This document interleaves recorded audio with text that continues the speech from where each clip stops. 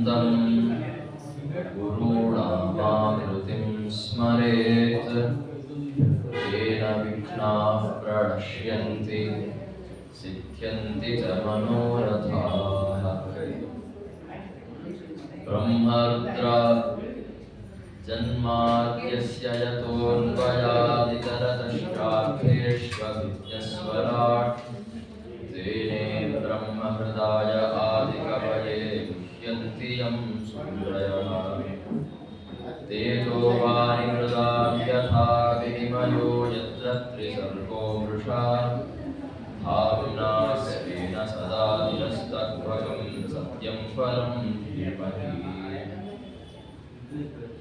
नमामि व्यासदासस्य पूर्णबुद्धेः पदाम्बुजे न तामरशिरोरत्नराजिनीराजिते सदा।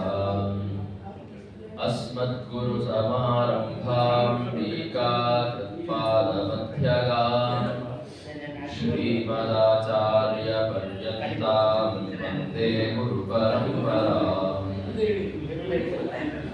नारायणं नमस्कृत्य नरं चैव नरोत्तमं देवीं सरस्वतीं व्यासं ततो ग्रन्थमुदीरये।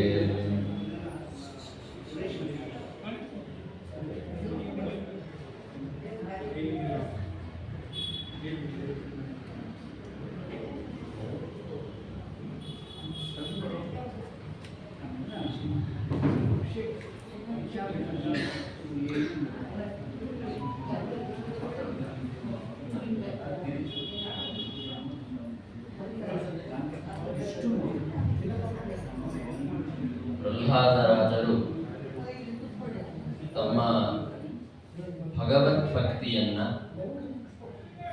ತಮ್ಮ ತಂದೆಯಾದಂತಹ ಹಿರಣ್ಯಕಶಿಪುವಿನ ಮುಂದೆ ತೋರಿಸಿದ್ದಾರೆ. ಆ ಅಸುರ ವಿಷ್ಣು ದ್ವೇಷಿಯಾದ ಕಾರಣದಿಂದಾಗಿ ತನ್ನ ಮಗ ಈ ರೀತಿ ವಿಷ್ಣು ಭಕ್ತನಾಗಿದ್ದಾನೆ ಅಂತನ್ನುವುದನ್ನು ತಿಳಿದುಕೊಂಡು ಅವರಿಗೆ ತುಂಬಾ ಕ್ರೋಧ ಬಂತು. ಸಾಕಷ್ಟು ಉಪಾಯಗಳಿಂದ ಪ್ರಹ್ಲಾದನನ್ನ ಸಂಹರಿಸುವುದಕ್ಕೆ ಪ್ರಯತ್ನ ಪಟ್ಟ, ಆದರೆ ಅದು ಸಾಧ್ಯ ಆಗಲಿಲ್ಲ. ಕಡೆಗೆ ಚಂಡಾಮರ್ಕರು ಅವರ ಗುರುಪುತ್ರರೇನಿದ್ರು ಅವರ ಸೂಚನೆಯಂತೆ ಅವರ ಸಲಹೆಯಂತೆ ಪ್ರಹ್ಲಾದನನ್ನ ಗುರುಕುಲದಲ್ಲೇ ಮತ್ತೆ ಇಡಿಸಿದ್ದಾರೆ. ಶುಕ್ರಾಚಾರ್ಯರು ಬಂದ ಮೇಲೆ ಮುಂದಿನ ಕಾರ್ಯಗಳನ್ನು ನೋಡಿಕೊಳ್ಳೋಣ ಅಂತ ಪ್ರಹ್ಲಾದನನ್ನ ಮತ್ತೆ ಕರೆದುಕೊಂಡು ಹೋಗಿ ಚಂಡಾಮರ್ಕರ ಆಶ್ರಮದಲ್ಲೇ ಬಿಟ್ಟಿದ್ದಾರೆ. ಅಲ್ಲಿ ಪ್ರಹ್ಲಾದರಾಜರು ಒಂದು ಬಾರಿ ತಮ್ಮ ಮಿತ್ರರಾದಂತಹ ಏನು ಅಸುರ ಬಾಲಕರಿದ್ರು ಅವರ ಜೊತೆಗೆ ಮಾತನಾಡುವುದಕ್ಕೆ ಪ್ರಾರಂಭ ಮಾಡಿದರು. ಅವರಿಗೆ ತತ್ವೋಪದೇಶವನ್ನ ಮಾಡುವುದಕ್ಕೆ ಪ್ರಾರಂಭ ಮಾಡಿದ್ದಾರೆ. ಎಲ್ಲ ಅಸುರ ಬಾಲಕರನ್ನ ತಮ್ಮ ಹತ್ತಿರ ಕರೆದು ಆ ಅಸುರ ಬಾಲಕರ ಬುದ್ಧಿ ಇನ್ನೂ ತನಕ ದುಷ್ಟ ಆಗಿರಲಿಲ್ಲ ಅಂತಾದ ಕಾರಣದಿಂದಾಗಿ ಅವರಿಗೆ ಉಪದೇಶವನ್ನು ಮಾಡುವುದಕ್ಕೆ ಪ್ರಾರಂಭ ಮಾಡಿದರು. ಪ್ರಹ್ಲಾದರಾಜರು ಒಂದು ಮಾತನ್ನ ಹೇಳ್ತಾರೆ. ಹಂತಾರ್ಭಕಾಮೇ ಶೃಣುತ ವಚೋವ ಸರ್ವತಃ ಶಿವಂ ವಯಸ್ಯಾನ್ ಪಶ್ಯತ ಮೃತಾನ್ ಕ್ರೀಡಾಂಧಾಃ ಮಾ ಪ್ರಮಾದ್ಯತ ಅಂತ. ಅರ್ಭಕಾಹ ಅಂದ್ರೆ, ಹೇ ಬಾಲಕರೇ, ನನ್ನ ಮಾತನ್ನ ಕೇಳಿ, ಇದರಿಂದ ನಿಮಗೆ ತುಂಬಾ ಮಂಗಲ ಆಗತ್ತೆ. ಯಾಕೆ ಅಂತಂದ್ರೆ ಅತ್ಯಂತ ಉತ್ತಮವಾದ ತತ್ವವನ್ನ ನಾನು ಹೇಳುವವನಿದ್ದೇನೆ. ಏನು ನೀವು ಮಾಡಬೇಕಾದದ್ದು ಅಂತಂದರೆ ಕ್ರೀಡಾಂಧಾಃ ಮಾ ಪ್ರಮಾದ್ಯತ. ಈ ಕ್ರೀಡೆಯಲ್ಲಿ, ಆಟಗಳಲ್ಲಿ, ಮಕ್ಕಳ ಆಟಗಳಲ್ಲಿ ಅಂಧರಾಗಿ ಅದನ್ನೇ ಮಾಡ್ತಾ ಕೊಡಬೇಡಿ. ಯಾಕೆ ಅಂತಂದರೆ ನೀವು ಮಾಡಬೇಕಾದಂತಹ ದೊಡ್ಡ ಸಾಧನೆ ಇದೆ. ಅದನ್ನ ಈಗಿಂದಲೇ ನೀವು ಮಾಡೋದಕ್ಕೆ ಪ್ರಾರಂಭ ಮಾಡಬೇಕು. ದೊಡ್ಡವರಾದ ಮೇಲೆ ನೋಡಿಕೊಳ್ಳುತ್ತೇವೆ, ಈಗಿನ್ನೂ ನಮ್ಮ ವಯಸ್ಸು ಸಣ್ಣದು, ನಾವಿನ್ನೂ ಚಿಕ್ಕ ಮಕ್ಕಳು, ಈಗ ನಮಗೆ ಆಟ ಆಡೋದಕ್ಕೆ ಬಿಡಿ ಅಂತ ಅನ್ನೋದಕ್ಕೆ ಬರೋದಿಲ್ಲ. ದೊಡ್ಡವರಾಗುವ ತನಕ ನೀವಿರ್ತೀರೋ ಇಲ್ಲೋ ಯಾರಿಗೆ ಗೊತ್ತು. ವಯಸ್ಸ್ಯಾನ್ ಪಶ್ಯತ ಮೃತಾನ್ ಅಂತ ಹೇಳ್ತಾರೆ. ನಿಮ್ಮ ವಯಸ್ಸಿನ ಮಕ್ಕಳೇ ಮೃತರಾದಂಥವರಿದ್ದಾರೆ. ಆದ್ದರಿಂದ ನಾವಿನ್ನು ಮಕ್ಕಳು, ಮರಣ ದೂರವಿದೆ, ಆಮೇಲೆ ವಿಷ್ಣು ಭಕ್ತಿಯ ಕಡೆ ಗಮನ ಕೊಡೋಣ ಅಂತ ಅನ್ನುವ ಹಾಗಿಲ್ಲ. ಈಗಿಂದಲೇ ಈ ಮಕ್ಕಳ ಆಟದ ಬಗ್ಗೆ ಗಮನ ಕೊಡುವುದನ್ನ ಬಿಟ್ಟು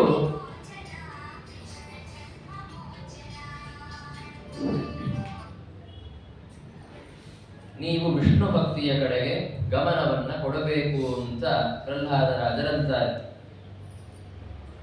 ಮಕ್ಕಳು ಅಂತಂದ ಮೇಲೆ ಆಟ ಆಡೇ ಆಡುತ್ತಾರೆ. ಯಾವ ಮಕ್ಕಳು ತಾನೇ ಈ ರೀತಿ ಸಣ್ಣವರಿದ್ದಾಗಿಂದಲೇ ಅಧ್ಯಾತ್ಮ ಸಾಧನೆಯ ಕಡೆ ಹೋಗುತ್ತಾರೆ ಅಂತ ಕೇಳಿದ್ದಕ್ಕೆ ಪ್ರಹ್ಲಾದರಾಜರಂದ್ರು, ಎಲ್ಲಾ ಮಕ್ಕಳು ನಿಮ್ಮಂತೆಯೇ ಇರ್ತಾರೆ ಅಂತ ತಿಳಿದುಕೊಳ್ಳಬೇಡಿ. ಹಿಂದೆ ಸಾಕಷ್ಟು ಜನ ಬಾಲಕರು, ಮಾರ್ಕಂಡೇಯರೇ ಮೊದಲಾದಂಥವರು, ಬಾಲ್ಯದಲ್ಲೇ ತಮಗೆ ಯಾವುದು ಮಂಗಲ ಯಾವುದು ಅಮಂಗಲ ಅಂತನ್ನುವುದನ್ನ ಸರಿಯಾಗಿ ತಿಳಿದುಕೊಂಡು ತಮಗೆ ಅತ್ಯಂತ ಮಂಗಲಕರವಾದಂತಹ ಮೋಕ್ಷದ ಪ್ರಾಪ್ತಿಗಾಗಿ, ಪರಮಾತ್ಮನ ಪ್ರಾಪ್ತಿಗಾಗಿ ಅಂತ ತಮ್ಮ ಸಾಧನೆಯನ್ನ ಮಾಡಿದ್ದು ಕಂಡಿದೆ. ಹೀಗಾಗಿ ಮಕ್ಕಳಿದ್ದಾಗ ಈ ಎಲ್ಲ ಕಾರ್ಯಗಳನ್ನ ಏನು ಮಾಡೋದಿರುತ್ತೆ ಅಂತ ಅನ್ನೋ ಹಾಗಿಲ್ಲ. ಮಕ್ಕಳು ಈ ಕೆಲಸಗಳನ್ನ ಮಾಡಿದ ಉದಾಹರಣೆ ಇತಿಹಾಸದಲ್ಲಿದೆ ಅಂತ ಅಂತಾರೆ ಪ್ರಹ್ಲಾದರಾಜರು. ಅದಕ್ಕೆ ಮಕ್ಕಳು ಅಂತಾದಂಥವರು ಏನು ಗುರುಗಳು ಹೇಳುತ್ತಾರೆ ಅದನ್ನ ನಾವು ಕೇಳಬೇಕಾಗತ್ತೆ. ಗುರುಗಳು ನಮಗೆ ಸದ್ಯಕ್ಕೆ ತ್ರಿವರ್ಗ ವಿದ್ಯಾದಿಗಳನ್ನ ಹೇಳಿಕೊಡ್ತಾ ಇದ್ದಾರೆ, ಅದನ್ನ ನಾನು ಕೇಳ್ತಾ ಇದ್ದೇನೆ ಅಂತ ಅನ್ನೋ ಹಾಗಿಲ್ಲ. ಗುರುಕ್ತಮಪಿ ನಗ್ರಾಹ್ಯಂ ಯದನರ್ಥೇರ್ಥ ಕಲ್ಪನಂ ಅಂತ. ಗುರುಗಳು ಹೇಳಿದರು ಅಂತಂದ ಮಾತ್ರಕ್ಕೆ ಆ ಎಲ್ಲ ವಿಷಯಗಳನ್ನ ನೀವು ಹಾಗಿಂದ ಹಾಗೆ ಸ್ವೀಕಾರ ಮಾಡಬೇಕು ಅಂತ ಅಭಿಪ್ರಾಯ ಅಲ್ಲ. ಒಂದು ಪಕ್ಷ ಅವರು ಹೇಳಿದ್ದು ತಪ್ಪಾಗಿದ್ದರೆ ಅದನ್ನ ಗ್ರಹಣ ಮಾಡಬಾರದು. ಸ್ವತಃ ವಾಸ್ತವಿಕವಾಗಿ ಅನರ್ಥವಾದ ಪದಾರ್ಥಗಳಲ್ಲಿ, ಅನರ್ಥಭೂತವಾದ ಪದಾರ್ಥಗಳಲ್ಲಿ ಇವುಗಳನ್ನೇ ಪುರುಷಾರ್ಥ, ಇದೇ ಪರಮ ಉತ್ತಮವಾದ ವಿಷಯ ಅಂತ ಯಾರಾದರೂ ಹೇಳ್ತಾ ಇದ್ದಾರೆ ಎಂದರೆ ಅದನ್ನ ಗ್ರಹಣ ಮಾಡಬಾರದು. ಅದರಲ್ಲಿ ತಪ್ಪಿಲ್ಲ. ಗುರುಗಳು ಹೇಳಿದ್ರು ಅಂತಂದ ಮಾತ್ರಕ್ಕೆ ಕೇಳಿಬಿಡಬೇಕು ಅಂತ ಅರ್ಥವಲ್ಲ. ಅದು ಸರಿಯಾಗಿದ್ದರೆ ತೆಗೆದುಕೊಳ್ಳಬೇಕು. ಅನರ್ಥವಾದ ವಿಷಯಗಳನ್ನೇ ಹೇಳ್ತಾ ಇದ್ರೆ ಅದನ್ನ ಗ್ರಹಣ ಮಾಡಬೇಕು ಅನ್ನುವ ಅಗತ್ಯ ಇಲ್ಲ ಅಂತ ಹೇಳಿದರು. ಆಮೇಲೆ ಯಾವ ವಿಷಯವನ್ನ ಹಾಗಿದ್ರೆ ನಾವು ಸರಿ ಅಂತ ತಿಳಿದುಕೊಳ್ಳಬೇಕು. ಯಾಕೆಂದರೆ ಯಾವ ವಿಷಯ ತಪ್ಪು ಅಂತ ಅನ್ನೋದು ಯಾವಾಗ ಗೊತ್ತಾಗುತ್ತೆ? ಯಾವುದು ಸರಿ ಅಂತ ಗೊತ್ತಿದ್ದರೆ ಅದು ಬಿಟ್ಟು ಉಳಿದ ಎಲ್ಲ ವಿಷಯಗಳು ತಪ್ಪು ಅಂತ ನಮಗೆ ಗೊತ್ತಾಗಬಹುದು. ಯಾವ ವಿಷಯ ಸರಿ, ಯಾವ ಮತ ಸರಿ ಅಂತನ್ನುವುದು ನಮಗೆ ಹೇಗೆ ಗೊತ್ತಾಗುವುದು ಅಂದಿದ್ದಕ್ಕೆ ಪ್ರಹ್ಲಾದರಾಜರು ಒಂದು ವಿಷಯವನ್ನ ಹೇಳುತ್ತಾರೆ, ಒಂದು ಲಕ್ಷಣ. ಈ ರೀತಿ ಯಾವ ಮತ ಇರತ್ತೆ ಅದನ್ನ ಸರಿಯಾಗಿ ತಿಳಿದುಕೊಳ್ಳಿ ಅಂತ ಹೇಳಿದರು. ಯಾವ ಮತದ ಅಧ್ಯಯನದಿಂದ ಅಥವಾ ಯಾರ ಉಪದೇಶದಿಂದ ನೀವು ಅಜ್ಞಾನ ನಿದ್ರೆಯಲ್ಲಿದ್ರಿ, ಆ ಅಜ್ಞಾನ ನಿದ್ರೆಯಿಂದ ನಿಮ್ಮನ್ನ ಹೊಡೆದೆಬ್ಬಿಸಿದಾಗ ಆಗಬೇಕು ಅಂತಹ ಮತ ಸರಿ ಅಂತ. ಒಂದು ಪಕ್ಷ ನಿಮ್ಮ ಸ್ವಾಭಾವಿಕವಾದ ಏನೊಂದು ಪ್ರವೃತ್ತಿ ಇದೆ ಅದೇ ಸರಿ ಅಂತ ಹೇಳ್ತಾ ಇದ್ರೆ ಅಂತಹ ಮತವನ್ನು ನೀವು ಎಂದಿಗೂ ಸ್ವೀಕಾರ ಮಾಡಬಾರದು. ಅದರಿಂದ ಏನು ಪ್ರಯೋಜನ ಇಲ್ಲ. ಯಾರೇ ಒಬ್ಬ ಜೀವಿಯನ್ನ ನಾವು ತೆಗೆದುಕೊಳ್ಳೋದಕ್ಕೆ ಹೋದ್ರೆ ಅವರ ಸ್ವಾಭಾವಿಕ ಪ್ರವೃತ್ತಿ ಏನಿರ್ತದೆ?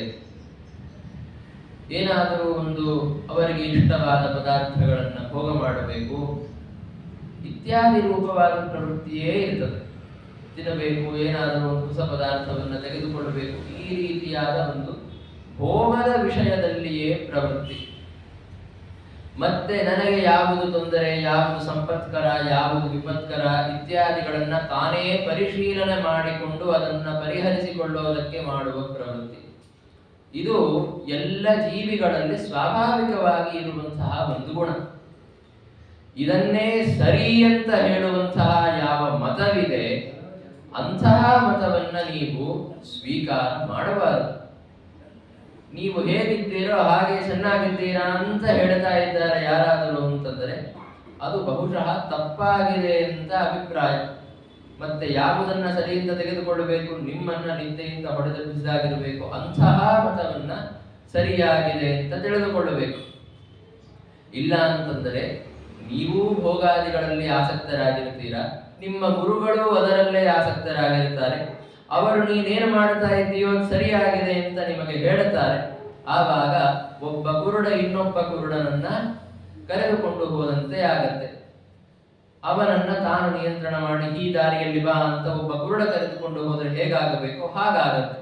ಆದ್ದರಿಂದ ಆ ರೀತಿಯಲ್ಲಿ ನೀವು ಗುರುಗಳು ಹೇಳಿದ ಎಲ್ಲ ವಿಷಯಗಳನ್ನು ಒಪ್ಪಿಕೊಳ್ಳಬಾರದು ಅಂತ ಪ್ರಹ್ಲಾದರಾಜರಂತಾರೆ.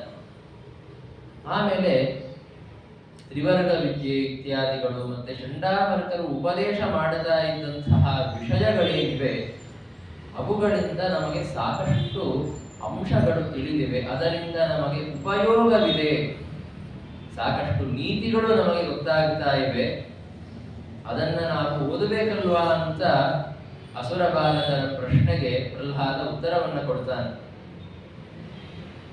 ಏನು ಗೊತ್ತಾಗುತ್ತೆ? ಚಂಡಾಮರ್ಕರ ಉಪದೇಶ ಮಾಡಿದ ವಿಷಯಗಳಿಂದ ಏನು ಗೊತ್ತಾಗತ್ತೆ ಅಂತ ಕೇಳಿದರೆ, ನಾವು ಅಸುರರು, ನಮಗೆ ಯಾರು ಶತ್ರುಗಳು ಅಂತ ಅನ್ನೋದು ಗೊತ್ತಾಗತ್ತೆ, ಯಾರು ಮಿತ್ರರು ಅನ್ನೋದು ಗೊತ್ತಾಗತ್ತೆ, ಅಥವಾ ಯಾರು ಉದಾಸೀನರು ಅನ್ನುವಂತಹ ವಿಷಯ ಅರ್ಥವಾಗತ್ತೆ. ಇದನ್ನೆಲ್ಲವನ್ನು ನಾವು ತಿಳಿದುಕೊಳ್ಳಬೇಕಲ್ವಾ ಅಂತ ಕೇಳಿದ್ದಕ್ಕೆ ಅವರಂತಾರೆ ಕಶತ್ರು ಕ ಉದಾಸೀನ ಕಿಂ ಮಿತ್ರಂ ಚೇಹ ಚಾತ್ಮನಃ ಅಂತ. ಯಾರೂ ಇಲ್ಲಿ ಸ್ವತಂತ್ರವಾಗಿ ನಿಮಗೆ ಶತ್ರುಗಳು ಅಂತ ಇಲ್ಲ, ಯಾರೂ ನಿಮಗೆ ಸ್ವತಂತ್ರವಾಗಿ ಮಿತ್ರರು ಅಂತ ಇಲ್ಲ. ಪರಮಾತ್ಮನೇ ನಿಮ್ಮ ನಿಮ್ಮ ಕರ್ಮಗಳಿಗೆ ಫಲವನ್ನ ಕೊಡ್ತಾ ಆಯಾ ಜನರಲ್ಲಿ ನಿಂತುಕೊಂಡು ನಿಮಗೆ ಶತ್ರುವಾಗಿ ಅವರನ್ನ ನಿಮ್ಮ ಶತ್ರುವನ್ನಾಗಿ ಮಾಡುತ್ತಾನೆ. ಮತ್ತೆ ಇನ್ನೊಬ್ಬರಲ್ಲಿ ನಿಂತುಕೊಂಡು ನಿಮ್ಮನ್ನ ತಾನೇ ಸ್ವತಃ ನಿಮ್ಮ ಮಿತ್ರನಾಗಿ ಅವರನ್ನು ನಿಮ್ಮ ಮಿತ್ರನನ್ನಾಗಿ ಮಾಡುತ್ತಾನೆ. ಇದೇ ನಿಜವಾಗಿ ಇರುವಂತಹ ವಿಷಯ. ಆದ್ದರಿಂದ ಯಾರು ಶತ್ರುಗಳು, ನಮಗೆ ಯಾರು ಮಿತ್ರರು ಅಂತ ತಿಳಿದುಕೊಳ್ತೀವಿ ಅಂತ ಹೊರಟರೆ ನಿಮ್ಮ ಪ್ರವೃತ್ತಿಯೇ ತಪ್ಪು. ಯಾಕೆ ಅಂದರೆ ನೀವು ತಿಳಿದುಕೊಳ್ಳುವ ಯಾರೋ ಜೀವಿಯೋ ಅಥವಾ ಅವನ ಶರೀರವೋ ನಿಮ್ಮ ಶತ್ರು ಅಲ್ಲ, ನಿಮ್ಮ ಮಿತ್ರವೂ ಅಲ್ಲ. ಅಷ್ಟೇ ಅಲ್ಲ, ನಾವು ಅಧ್ಯಯನ ಮಾಡುವ ವಿಷಯಗಳಿಂದಾಗಿ ನಮಗೆ ಯಾವುದು ಸಂಪತ್ಕರ, ಯಾವುದು ವಿಪತ್ಕರ, ಅಂದರೆ ಯಾವುದನ್ನ ಮಾಡಿದ್ದರಿಂದ ನಮಗೆ ಒಳ್ಳೆಯದಾಗತ್ತೆ, ಸಂಪತ್ತು ಬರುತ್ತೆ, ಸುಖ ಪ್ರಾಪ್ತಿಯಾಗತ್ತೆ, ಇನ್ನು ಏನನ್ನ ಮಾಡಿದ್ದರಿಂದ ನಮಗೆ ವಿಪತ್ತುಗಳು ಬರಬಹುದು, ತೊಂದರೆಯಾಗಬಹುದು ಅಂತನ್ನುವುದು ನಮ್ಮ ಗುರುಗಳು ಉಪದೇಶ ಮಾಡುವ ನೀತಿಯಿಂದ ನಮಗೆ ತಿಳಿದು ಬರುತ್ತೆ ಅಂತ ಕೇಳಿದರೆ ಅದಕ್ಕೆ ಹೇಳ್ತಾರೆ ದೈವಂ ಸಂಪತ್ ವಿಪತ್ ಪದಂ ಅಂತ. ಯಾವುದು ನಿಮ್ಮ ಕೈಯಲ್ಲಿ ಇಲ್ಲ. ದೈವಂ ಅಂತಂದರೆ ಸರ್ವ ಅದೃಷ್ಟ ಪ್ರೇರಕನಾದ ಸರ್ವದೇವ ನಿಯಾಮಕನಾದಂತಹ ಶ್ರೀಮನ್ ನಾರಾಯಣ ನಿಮಗೆ ಸಂಪತ್ಕರ ವಿಪತ್ಕರ, ಅವರನ್ನ ಬಿಟ್ಟು ಬೇರೆ ಯಾರೋ ಇದನ್ನ ನಿಮಗೆ ಮಾಡುತ್ತಾ ಇಲ್ಲ. ಅದಕ್ಕೆ ಭಾಗವತದಲ್ಲಿ ಇನ್ನೊಂದು ಸ್ಥಾನದಲ್ಲಿ ನಾವು ನೋಡ್ತೇವೆ, ಕ್ಷೇಮಂ ವಿಧಾಸ್ಯತಿ ಸನೋ ಭಗವಾನ್ ಸ್ಯಧೀಶಃ ತ್ರಾತಾಸ್ಮದೀಯ ವಿಮೃಶೇನ ಕಿಯಾ ನಿಹಾರ್ಥ ಅಂತ ಹೇಳ್ತಾರೆ. ಪರಮಾತ್ಮ ನಿಮಗೆ ಕ್ಷೇಮವನ್ನು ಉಂಟು ಮಾಡುತ್ತಾನೆ, ಅವನೇ ನಿಮ್ಮನ್ನ ರಕ್ಷಣೆ ಮಾಡೋದು. ಅಸ್ಮದೀಯ ವಿಮರ್ಶೇನ ಕಿಯಾನಿಹಾರ್ಥ, ನೀವು ವಿಮರ್ಶ ಮಾಡಿ, ನೀವು ವಿಚಾರ ಮಾಡಿ ಮಾಡಿದಂತಹ ಕಾರ್ಯದಿಂದ ನಿಮಗೆ ಏನೂ ಸಿಗೋದಿಲ್ಲ. ಅಂದರೆ ಸ್ವತಂತ್ರವಾಗಿ ನೀವು ನಿಮಗಾಗಿ ಅಂತ ಏನೂ ಮಾಡಿಕೊಳ್ಳೋದಕ್ಕೆ ಸಾಧ್ಯವಿಲ್ಲ. ನಿಮಗೆ ಪರಮಾತ್ಮ ಕ್ಷೇಮವನ್ನ ಉಂಟು ಮಾಡುತ್ತಾ ಇದ್ದಾನೆ, ನಿಮ್ಮನ್ನ ಪರಮಾತ್ಮ ರಕ್ಷಣೆ ಮಾಡುತ್ತಾ ಇದ್ದಾನೆ ಅಂತಾದಾಗ ಅದರ ವಿಷಯದಲ್ಲಿ ನೀವು ನಿಮಿತ್ತರಾಗಬಹುದಷ್ಟೇ. ಆದ್ದರಿಂದ ನನಗೆ ಯಾವುದು ಸಂಪತ್ಕರ ಯಾವುದು ವಿಪತ್ಕರ ಅಂತನ್ನುವುದನ್ನು ತಿಳಿದುಕೊಳ್ಳುತ್ತೇನೆ ಅಂತ ಹೋಗುವ ಅವಶ್ಯಕತೆ ಇಲ್ಲ. ಶ್ರೀಮನ್ ನಾರಾಯಣ ನಿಮಗೆ ಸಂಪತ್ತುಗಳನ್ನ ವಿಪತ್ತುಗಳನ್ನ ಕೊಡುವಂಥವನು, ಅವನ ಭಜನೆ ಮಾಡಿ ಸಾಕು ಅಂತ ಅವರು ಹೇಳಿದರು. ಆಮೇಲೆ ಇನ್ನೊಂದು ವಿಷಯವನ್ನು ಹೇಳುತ್ತಾರೆ. ಬಾಲ್ಯದಿಂದಲೇ ಧರ್ಮಾಚರಣೆಯನ್ನು ಮಾಡುವುದಕ್ಕೆ ಪ್ರಾರಂಭ ಮಾಡಬೇಕು ಅನ್ನುವುದಕ್ಕೆ ಮತ್ತೊಂದು ಕಾರಣವಿದೆ. ಮನುಷ್ಯ ಶರೀರ ಅತ್ಯಂತ ದುರ್ಲಭವಾದಂಥದ್ದು. ಎಷ್ಟೋ ಸಾವಿರಾರು ಅಂದ್ರೆ ಸಾವಿರಾರಲ್ಲ, ಅದಕ್ಕಿಂತಲೂ ಹೆಚ್ಚು ಜನ್ಮಗಳನ್ನ ದಾಟಿದ ಮೇಲೆ ಒಂದು ಬಾರಿ ನಮಗೆ ಸಿಗುವಂತಹದ್ದು ಮನುಷ್ಯ ಜನ್ಮ. ಆ ಮನುಷ್ಯ ಜನ್ಮ ದುರ್ಲಭವಾಗಿದೆ. ಯಾಕೆ ಅಂತಂದರೆ ಅದು ಅರ್ಥದ ಅಂತ ಆಗಿದೆ. ಅರ್ಥದ ಅಂದ್ರೆ ದುಡ್ಡು ಕೊಡುವಂತಹದ್ದು ಅಂತಲ್ಲ, ಪರಮ ಪುರುಷಾರ್ಥವಾದಂತಹ ಮೋಕ್ಷಕ್ಕೆ ಸಾಧನ ಅಂತ ಆಗಿದೆ. ಮನುಷ್ಯ ಜನ್ಮದಲ್ಲಿ ನೀವು ಮಾಡಿದ ಅಧ್ಯಯನಾದಿಗಳಿಂದಲೇ ನಿಮಗೆ ಜ್ಞಾನ ಬಂದು ಅದರಿಂದ ಮೋಕ್ಷ ಪ್ರಾಪ್ತಿಯಾಗಬೇಕು. ಹೀಗಾಗಿ ಮೋಕ್ಷವನ್ನ ಕೊಡುವಂತಹದ್ದು ಮನುಷ್ಯ ಜನ್ಮ, ಈ ಮನುಷ್ಯ ಶರೀರ. ಆದ್ದರಿಂದಲೇ ಇದು ಅತ್ಯಂತ ದುರ್ಲಭ. ಆದರೆ ಇದರ ಜೊತೆಗಿರುವಂತಹ ಇನ್ನೊಂದು ತೊಂದರೆ ಅಂದರೆ ಇದು ನಶ್ವರವಾಗಿದೆ, ಅಧ್ರುವವಾಗಿದೆ. ಇಲ್ಲಿಂದ ಪ್ರಾರಂಭ ಮಾಡಿ ಇಷ್ಟು ವಯಸ್ಸಿನ ತನಕ ಈ ಜನ್ಮ, ಈ ಶರೀರ ಇದ್ದೇ ಇರುತ್ತೆ ಅಂತ ಹೇಳಲಿಕ್ಕೆ ಬರೋದಿಲ್ಲ. ಆದ್ದರಿಂದ ನಾನಿನ್ನು ಕೌಮಾರಾವಸ್ಥೆಯಲ್ಲಿದ್ದೇನೆ, ಬಾಲ್ಯದಲ್ಲಿದ್ದೇನೆ, ದೊಡ್ಡವನಾದ ಮೇಲೆ ನೋಡಿಕೊಳ್ಳೋಣ ಅಂತ ಅನ್ನುವ ಹಾಗಿಲ್ಲ. ಈ ಮನುಷ್ಯ ಜನ್ಮ ಅರ್ಥದವಾಗಿದೆ ನಿಜ, ಪುರುಷಾರ್ಥಗಳನ್ನ ಕೊಡುತ್ತದೆ ನಿಜ. ಆದರೆ ಇದು ಅಷ್ಟೇ ಅಶಾಶ್ವತವಾಗಿದೆ, ಅಸ್ಥಿರವಾಗಿದೆ ಅಂತ ಹೇಳ್ತಾರೆ. ಮನುಷ್ಯ ಜನ್ಮದಿಂದ ಪುರುಷಾರ್ಥಗಳು ಸಿಗತ್ತೆ ನಿಜ, ಆದರೆ ಎಲ್ಲ ಮನುಷ್ಯರಿಗೆ ಯಾಕೆ ಸಿಗೋದಿಲ್ಲ? ಎಲ್ಲ ಮನುಷ್ಯರಿಗೆ ಸಿಗಬೇಕು. ಒಂದು ಪಕ್ಷ ಪುರುಷಾರ್ಥ ಪ್ರಾಪ್ತಿ ಮನುಷ್ಯ ಜನ್ಮದಿಂದ ಆಗತ್ತೆ ಎಂದರೆ ಕೋಟ್ಯಾಂತ ಜನರಿಗೆ ಮನುಷ್ಯ ಜನ್ಮ ಬರ್ತಾ ಇದೆ. ಅವರಿಗೆಲ್ಲರಿಗೂ ಪುರುಷಾರ್ಥ ಪ್ರಾಪ್ತಿಯಾಗಲಿ, ಮೋಕ್ಷ ಪ್ರಾಪ್ತಿಯಾಗಲಿ ಅಂತಂದರೆ ಯಾರಿಗೆ ಪರಮಾತ್ಮನಲ್ಲಿ ಭಕ್ತಿ ಇದೆ, ಯಾರು ತಮ್ಮ ಮನಸ್ಸನ್ನ ಪರಮಾತ್ಮನ ಪಾದಗಳಲ್ಲಿ ಸಮರ್ಪಣೆ ಮಾಡುತ್ತಾರೆ, ಅಂಥವರಿಗಷ್ಟೇ ಮೋಕ್ಷ ಪ್ರಾಪ್ತಿ ಆಗತ್ತೆ. ಆದ್ದರಿಂದ ಮನುಷ್ಯ ಜನ್ಮ ಬಂದಿದೆ ನನಗೆ, ನಾನು ಆರಾಮಾಗಿ ಕುಳಿತುಕೊಳ್ಳುತ್ತೇನೆ, ನನಗೆ ಮೋಕ್ಷ ಆಗತ್ತೆ ಅಂತ ಅನ್ನೋ ಹಾಗಿಲ್ಲ. ನೀವು ಪರಮಾತ್ಮನ ಸೇವೆಯನ್ನ ಮಾಡಬೇಕು. ಅದಕ್ಕೆ ಯಾರೋ ಕೇಳಿದ್ರು, ಮನುಷ್ಯ ಜನ್ಮ ಅಂತ ಅನ್ನೋದು ಬಂದಿದೆ ಅಂತಂದ ಮೇಲೆ ಇದು ದುರ್ಲಭ ನಿಜ, ಮೋಕ್ಷ ಸಾಧನೆಯನ್ನ ಇದರಲ್ಲೇ ಮಾಡಿಕೊಳ್ಳಬೇಕು ನಿಜ. ಆದರೆ ಐಂದ್ರಿಯಕವಾದಂತಹ ಸುಖಗಳು, ಭೌತಿಕ ಸುಖಗಳು, ಅವುಗಳನ್ನು ಚೆನ್ನಾಗಿ ಭೋಗ ಮಾಡಲಿಕ್ಕೆ ಬರುವಂತಹ ಜನ್ಮ ಅಂದ್ರೆ ಮನುಷ್ಯ ಜನ್ಮ ಮಾತ್ರ. ಹೀಗಿದ್ದಾಗ ಅದನ್ನ ನಾವು ಯಾಕೆ ಬಿಡಬೇಕು? ಅದರ ಬಗ್ಗೆ ಪ್ರಯತ್ನ ನಾವು ಯಾಕೆ ಪಡಬಾರದು? ಮನುಷ್ಯ ಜನ್ಮದಲ್ಲಷ್ಟೇ ಮೋಕ್ಷ ಸಾಧನೆಯಾಗೋದು, ಆದ್ದರಿಂದ ಮೋಕ್ಷ ಸಾಧನೆ ಮಾಡ್ರಿ ಅಂತ ನೀವು ಹೇಳಿದ್ರಿ. ಆದರೆ ಮನುಷ್ಯ ಜನ್ಮದಲ್ಲಷ್ಟೇ ಚೆನ್ನಾಗಿ ಭೋಗ ಮಾಡ್ಲಿಕ್ಕೆ ಬರೋದು, ನಾವು ಭೋಗ ಮಾಡ್ತೀವಿ, ಇದು ಯಾಕೆ ತಪ್ಪು? ಆ ಭೋಗದ ಬಗ್ಗೆ ಪ್ರವೃತ್ತಿ ಮಾಡುವುದು ಯಾಕೆ ತಪ್ಪು ಅಂತ ಕೇಳಿದ್ದಕ್ಕೆ ಪ್ರಹ್ಲಾದ ಅಂತಾನೆ, ಸುಖಮೈಂದ್ರಿಯಕಂ ದೈತ್ಯಾಹ ದೇಹ ಯೋಗೇನ ದೇಹಿನ ಸರ್ವತ್ರ ಲಭ್ಯತೆ ದೈವಾತ್ ಯಥಾ ದುಃಖ ಮಯತ್ನತಃ ಅಂತ. ಪ್ರಹ್ಲಾದರಾಜರು ಕೇಳಿದ್ರು, ನೀವು ಯಾವತ್ತಾದರೂ ನಮಗೆ ದುಃಖ ಆಗಬೇಕು ಅಂತ ಪ್ರಯತ್ನ ಪಟ್ಟಿದ್ದೀರಾ? ದುಃಖ ಆಗಬೇಕು ಅಂತ ಏನಾದರೂ ಒಂದು ಸೂಜಿ ತೆಗೆದುಕೊಂಡು ಚುಚ್ಚಿಕೊಳ್ಳೋದು ಏನೋ ಉಂಟು, ದುಃಖಕ್ಕಾಗಿ ಅಂತ ಪ್ರಯತ್ನ ಪಟ್ಟಿದ್ದೀರಾ ಅಂತ ಕೇಳಿದ್ರೆ, ಇಲ್ಲ, ನಾವಿಂದು ಪ್ರಯತ್ನ ಪಟ್ಟಿಲ್ಲ. ದುಃಖಕ್ಕೆ ಪ್ರಯತ್ನ ಪಟ್ಟಿಲ್ಲ ಅಂತಂದ ಮೇಲೆ ಎಂದೂ ನಿಮಗೆ ದುಃಖ ಆಗಿಲ್ಲ ಅಂತ ಆಗಿದೆಯಾ? ಇಲ್ಲ, ಸಾಕಷ್ಟು ಬಾರಿ ದುಃಖವಾಗಿದೆ. ಅಂದರೆ ನೀವು ಏನೋ ಪ್ರಯತ್ನ ಪಡದೇ ಇದ್ದರೂ ಸಹ ನಿಮ್ಮ ಕರ್ಮಗಳ ವಶದಿಂದಾಗಿ ನಿಮಗೆ ದುಃಖ ಪ್ರಾಪ್ತಿ ಆಗಿದೆ ಅಂತ ಆಯ್ತು. ಹೀಗಿದ್ದಾಗ ಯಾವ ರೀತಿ ಅಪ್ರಯತ್ನದಿಂದ ದುಃಖ ಪ್ರಾಪ್ತಿಯಾಯಿತು, ಅದೇ ರೀತಿ ಯಾವುದೇ ಪ್ರಯತ್ನವಿಲ್ಲದೆ ಸುಖ ಪ್ರಾಪ್ತಿಯೂ ಕೂಡ ಆಗತ್ತೆ. ಯಾವ ರೀತಿ ದುಃಖಕ್ಕೆ ಕಾರಣವಾದಂತಹ ಕರ್ಮಗಳು ಇರ್ತವೆ, ಅವುಗಳಿಗೆ ಅನುಸಾರವಾಗಿ ಪರಮಾತ್ಮ ದುಃಖವನ್ನ ಕೊಡ್ತಾನೆ, ನೀವು ಪ್ರಯತ್ನ ಪಡದೇ ಇದ್ರೂ ಕೊಡ್ತಾನೆ. ಅದೇ ರೀತಿ ನಿಮಗೆ ಒಂದು ದೇಹ ಬಂದಿದೆ, ಅದು ಮನುಷ್ಯ ದೇಹ ಅಂತಲೇ ಆಗಬೇಕು ಅಂತನೂ ಇಲ್ಲ, ಒಟ್ಟು ಒಂದು ಪ್ರಾಣಿಯ ದೇಹ ಬಂದಿದೆ, ಮನುಷ್ಯ ದೇಹ ಬಂದಿದೆ ಅಂದ್ರೆ ಒಳ್ಳೆಯದೇ. ಆ ದೇಹಕ್ಕೆ ಅನುಗುಣವಾಗಿ ನಿಮ್ಮ ಕರ್ಮಗಳಿಗೆ ಅನುಸಾರವಾಗಿ ಪರಮಾತ್ಮ ದುಃಖ ಕೊಟ್ಟಂತೆ ಸುಖವನ್ನು ಕೊಟ್ಟೇ ಕೊಡ್ತಾನೆ. ಆದ್ದರಿಂದ ಅದಕ್ಕಾಗಿ ಪ್ರಯತ್ನ ಪಡುವ ಅವಶ್ಯಕತೆ ಇಲ್ಲ ಅಂತ ಹೇಳ್ತಾರೆ. ಯಾವ ರೀತಿ ದುಃಖ ಪ್ರಯತ್ನ ಪಡದೇ ಸಿಗತ್ತೆ, ಐಂದ್ರಿಯಕವಾದ ಸುಖವೂ ಕೂಡ ಪ್ರಯತ್ನ ಪಡದೇ ಸಿಗತ್ತೆ. ಅನಾದಿ ಕಾಲದಿಂದ ಕರ್ಮ ಪ್ರವಾಹವಿದೆ. ಕರ್ಮಗಳ ಪುಣ್ಯ ಪಾಪ ರೂಪವಾದ ಕರ್ಮಗಳ ಪ್ರವಾಹ ಇದೆ, ಅನಾದಿ ಕಾಲದಿಂದ ಇದೆ.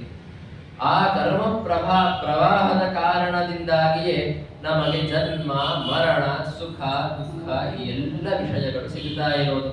ಹೀಗಾಗಿ ಅದರ ಬಗ್ಗೆ ಪ್ರಯತ್ನ ಪಡುವುದು ಅಂತಂದರೆ ನಿಮ್ಮ ಆಯುಷ್ಯವನ್ನ ವ್ಯರ್ಥ ಮಾಡಿಕೊಳ್ಳೋದು ಅಂತರ್ಥ ಅಂತ ಪ್ರಹ್ಲಾದರಾಜರು.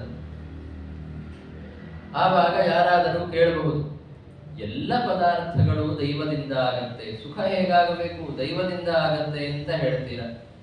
ನಾವು ಪ್ರಯತ್ನ ಪಡದೆ ದುಃಖ ಯಾಕಾಯಿತು ಅಂದ್ರೆ ಅದೂ ದೈವದಿಂದ ಆಯಿತು ಅಂತ ಹೇಳ್ತೀರ.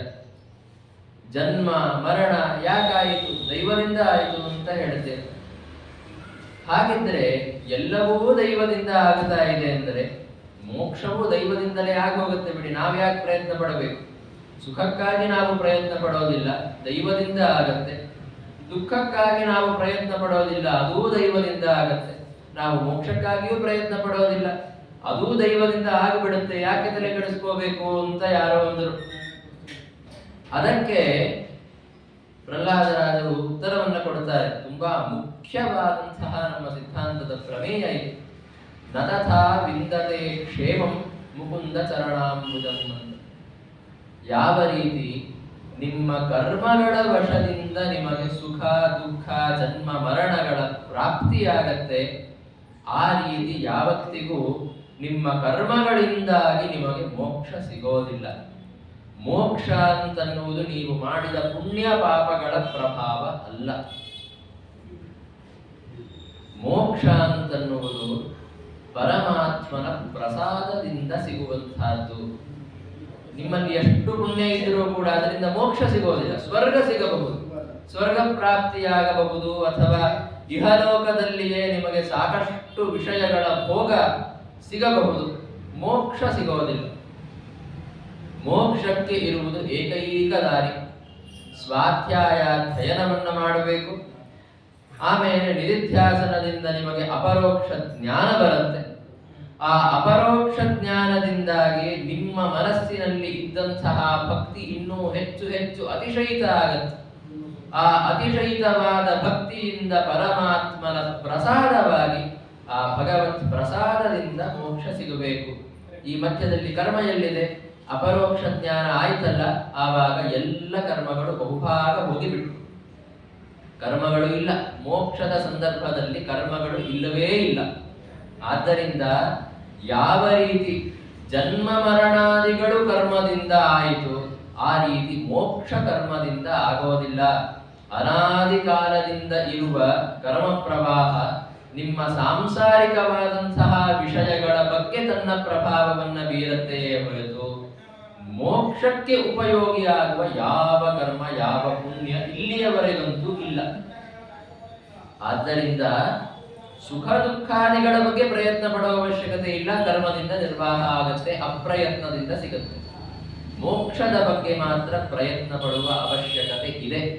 ಅದನ್ನ ನೀವೇ ನಿಮ್ಮ ಜ್ಞಾನದಿಂದ ಪಡೆದುಕೊಳ್ಳಬೇಕು. ಅಂದರೆ ಪರಮಾತ್ಮ ನಿಮಗೆ ಅಪರೋಕ್ಷ ಜ್ಞಾನವನ್ನು ಕರುಣಿಸಿದರೆ ಅದರಿಂದ ಭಕ್ತಿದ್ರೇಕವಾಗಿ ಆಮೇಲೆ ಪರಮಾತ್ಮನ ಪ್ರಸಾದದಿಂದ ಸಿಗಬೇಕೇ ಹೊರತು ಪುಣ್ಯದಿಂದ ಅಪ್ರಯತ್ನದಿಂದ ಸಿಗುವಂತಹದ್ದಲ್ಲ.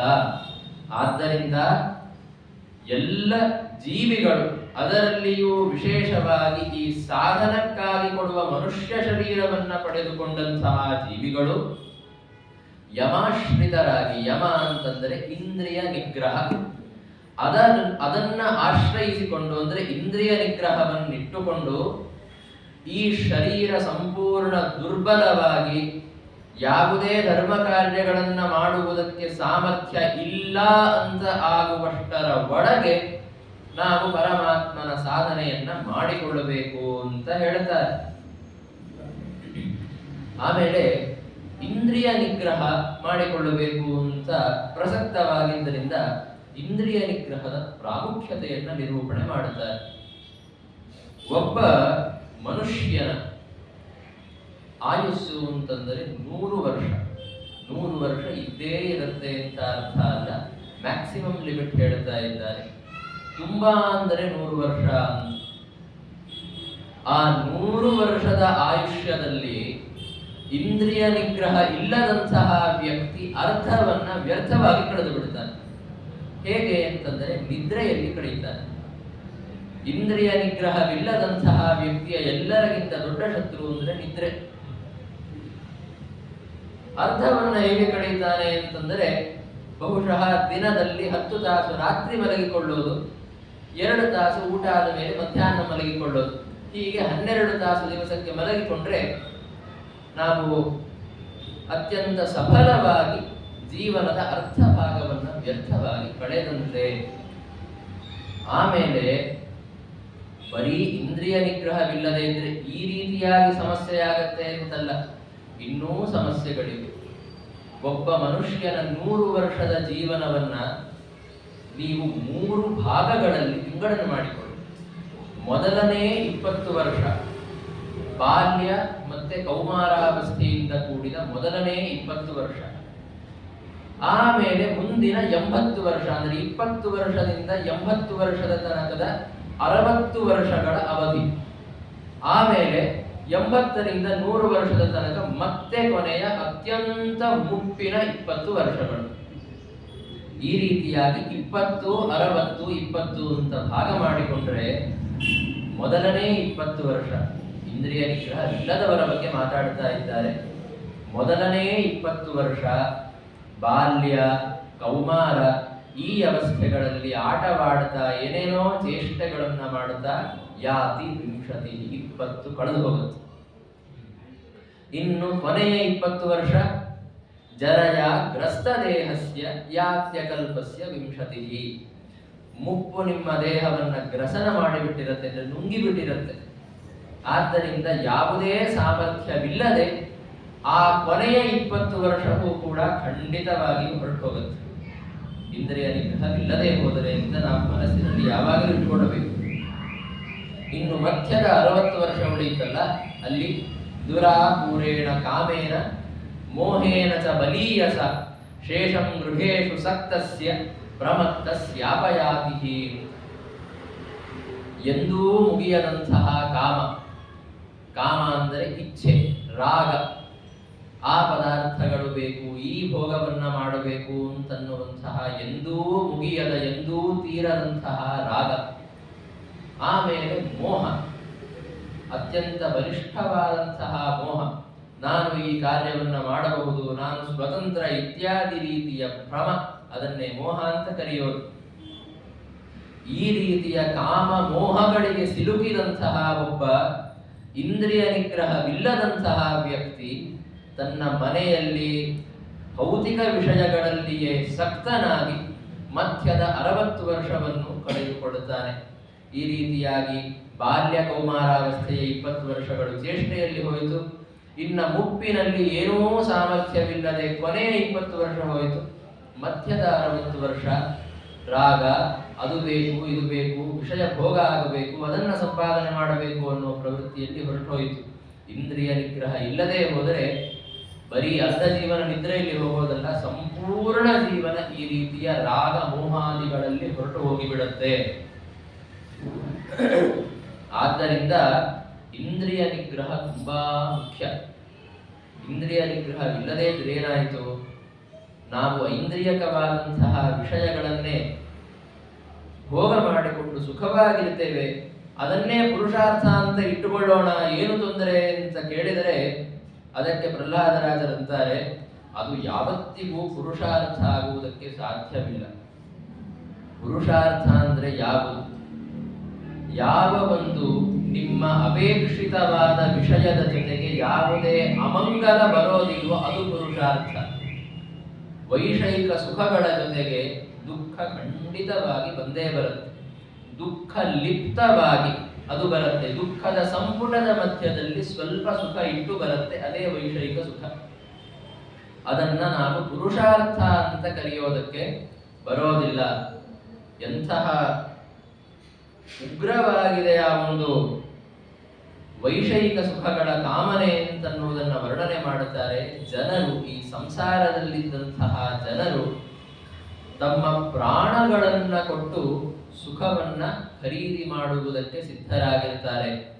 ಉದಾಹರಣೆಗೆ ಒಬ್ಬ ಕಳ್ಳ, ಅವನಿಗೆ ಗೊತ್ತಿದೆ ಒಂದು ಪಕ್ಷ ನಾನು ಸಿಲುಕಿಕೊಂಡೆ ಅಂತಂದರೆ ನನ್ನ ತಲೆಯನ್ನ ಕತ್ತರಿಸಿ ನನ್ನನ್ನು ಸಂಹಾರ ಮಾಡುತ್ತಾರೆ ಶಿಕ್ಷೆಯ ರೂಪದಲ್ಲಿ ಅಂತ.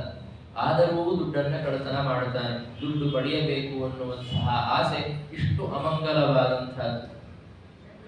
ಒಬ್ಬ ಯೋಧ, ಸೈನಿಕ, ನಾನು ಯುದ್ಧಕ್ಕೆ ಹೋಗಿ ಯುದ್ಧವನ್ನ ಮಾಡಿದರೆ ಏನು ಬೇಕಾದರೂ ಆಗಬಹುದು, ನನ್ನ ಮರಣ ಆಗಬಹುದು ಅಂತ ಅನ್ನೋದು ಗೊತ್ತಿದೆ.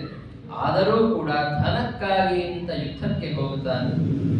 ಇನ್ನು ಒಬ್ಬ ವ್ಯಾಪಾರಿ, ಅವನಿಗೆ ಗೊತ್ತಿದೆ ನಾನು ಪ್ರಯಾಣ ಮಾಡಬೇಕಾದರೆ, ದೂರ ದೂರ ದೇಶಗಳಿಗೆ ಹೋಗಬೇಕಾದರೆ ದಾರಿ ಮಧ್ಯದಲ್ಲಿ ಯಾರಾದರೂ ಕಳ್ಳರು ಬಂದು ನನ್ನನ್ನು ಹೊಡೆಯಬಹುದು, ಅದರಿಂದ ನನಗೇನಾದರೂ ತೊಂದರೆಯಾಗಬಹುದು ಅಂತ ಗೊತ್ತಿದೆ. ಆದರೆ ಧನವನ್ನ ಅರ್ಜನೆ ಮಾಡಬೇಕು, ಅರ್ಥಗಳನ್ನ ಪಡೆದುಕೊಳ್ಳಬೇಕು ಅನ್ನುವ ಪ್ರವೃತ್ತಿ ಎಷ್ಟು ಪ್ರಬಲ ಅಂತಂದರೆ ಆ ಪ್ರಾಣದ ಅಪಾಯವನ್ನು ಲೆಕ್ಕಿಸದೆ ಅವನು ಹೋಗುತ್ತಾನೆ.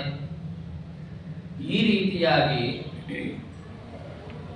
ತಮ್ಮ ಪ್ರಾಣಗಳಿಂದ ಆ ವೈಷಯಿಕ ಸುಖವನ್ನ ಪಡೆದುಕೊಳ್ಳುವುದಕ್ಕೆ ಪ್ರಯತ್ನ ಪಡ್ತಾರೆ ಸಂಸಾರಿಗಳು. ಇದನ್ನ ಎಂದಿಗೂ ನಾವು ಪುರುಷಾರ್ಥ ಅಂತ ತಿಳಿದುಕೊಳ್ಳೋದಕ್ಕೆ ಸಾಧ್ಯವಿಲ್ಲ. ಮತ್ತಷ್ಟೇ ಅಲ್ಲ, ಸುಲಭವಾಗಿ ಇದರಿಂದ ಹೊರಗೆ ಬರೋದು ಕೂಡ ಸಾಧ್ಯವಿಲ್ಲ ಅಂತ ಹೇಳ್ತಾರೆ.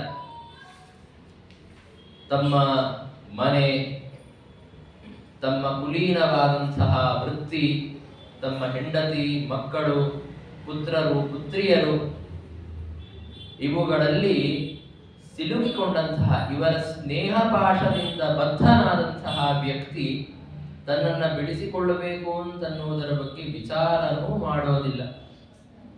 ನನ್ನ ಮನೆ ಎಷ್ಟು ಸುಂದರವಾಗಿದೆ, ಎಷ್ಟು ಸುಂದರವಾದ ಪರಿಕರ ಇದೆ, ನನ್ನ ಹೆಂಡತಿ ತುಂಬಾ ಸುಂದರವಾಗಿದ್ದಾಳೆ, ನಮ್ಮ ಮಕ್ಕಳು ತುಂಬಾ ಒಳ್ಳೆಯವರು, ಇದೇ ವಿಷಯದಲ್ಲಿ ಅವರು ಕೊನೆಯ ತನಕ ಸಿಲುಕಿಕೊಂಡು ಉಳಿಯುತ್ತಾರೆ.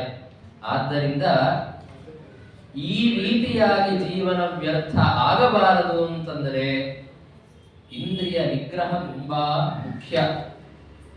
ಇಂದ್ರಿಯ ನಿಗ್ರಹವಿಲ್ಲ, ರಾಗ ತುಂಬಾ ಜಾಸ್ತಿ ಇದೆ ಅಂತಂದರೆ ಚೌರ್ಯವೇ ಮೊದಲಾದ, ಕಳ್ಳತನವೇ ಮೊದಲಾದ ಕಾರ್ಯಗಳಿಗೆ, ಐಹಿಕ ಮತ್ತು ಪಾರತ್ರಿಕ ದೋಷಗಳಿವೆ. ಅಂದರೆ ಕಳ್ಳತನ ಮಾಡಿದರೆ ಪಾಪ ಬರುತ್ತೆ, ನರಕವಾಗತ್ತೆ, ಅಲ್ಲಿ ಶಿಕ್ಷೆ ಬರುತ್ತೆ, ಮತ್ತೆ ಇಹಲೋಕದಲ್ಲಿಯೂ ಕೂಡ ಸಿಕ್ಕಾಕೊಂಡ್ರೆ ತೊಂದರೆಯಾಗತ್ತೆ ಎನ್ನುವುದು ಗೊತ್ತಿದ್ದರೂ ಕೂಡ ಎಷ್ಟೋ ಜನ ತಮ್ಮ ಕಾಮದ ಶಾಂತಿಯಾಗದಿರುವ ಕಾರಣದಿಂದಾಗಿ ಕಳ್ಳತನವನ್ನ ಮಾಡುವುದಕ್ಕೂ ಪ್ರವೃತ್ತರಾಗುತ್ತಾರೆ. ಹೀಗಾಗಿ ಇಂದ್ರಿಯ ನಿಗ್ರಹ ತುಂಬಾ ಮುಖ್ಯ ಅಂತ ಪ್ರಹ್ಲಾದರಾಜರು ಉಪಪಾದನೆ ಮಾಡುತ್ತಾರೆ.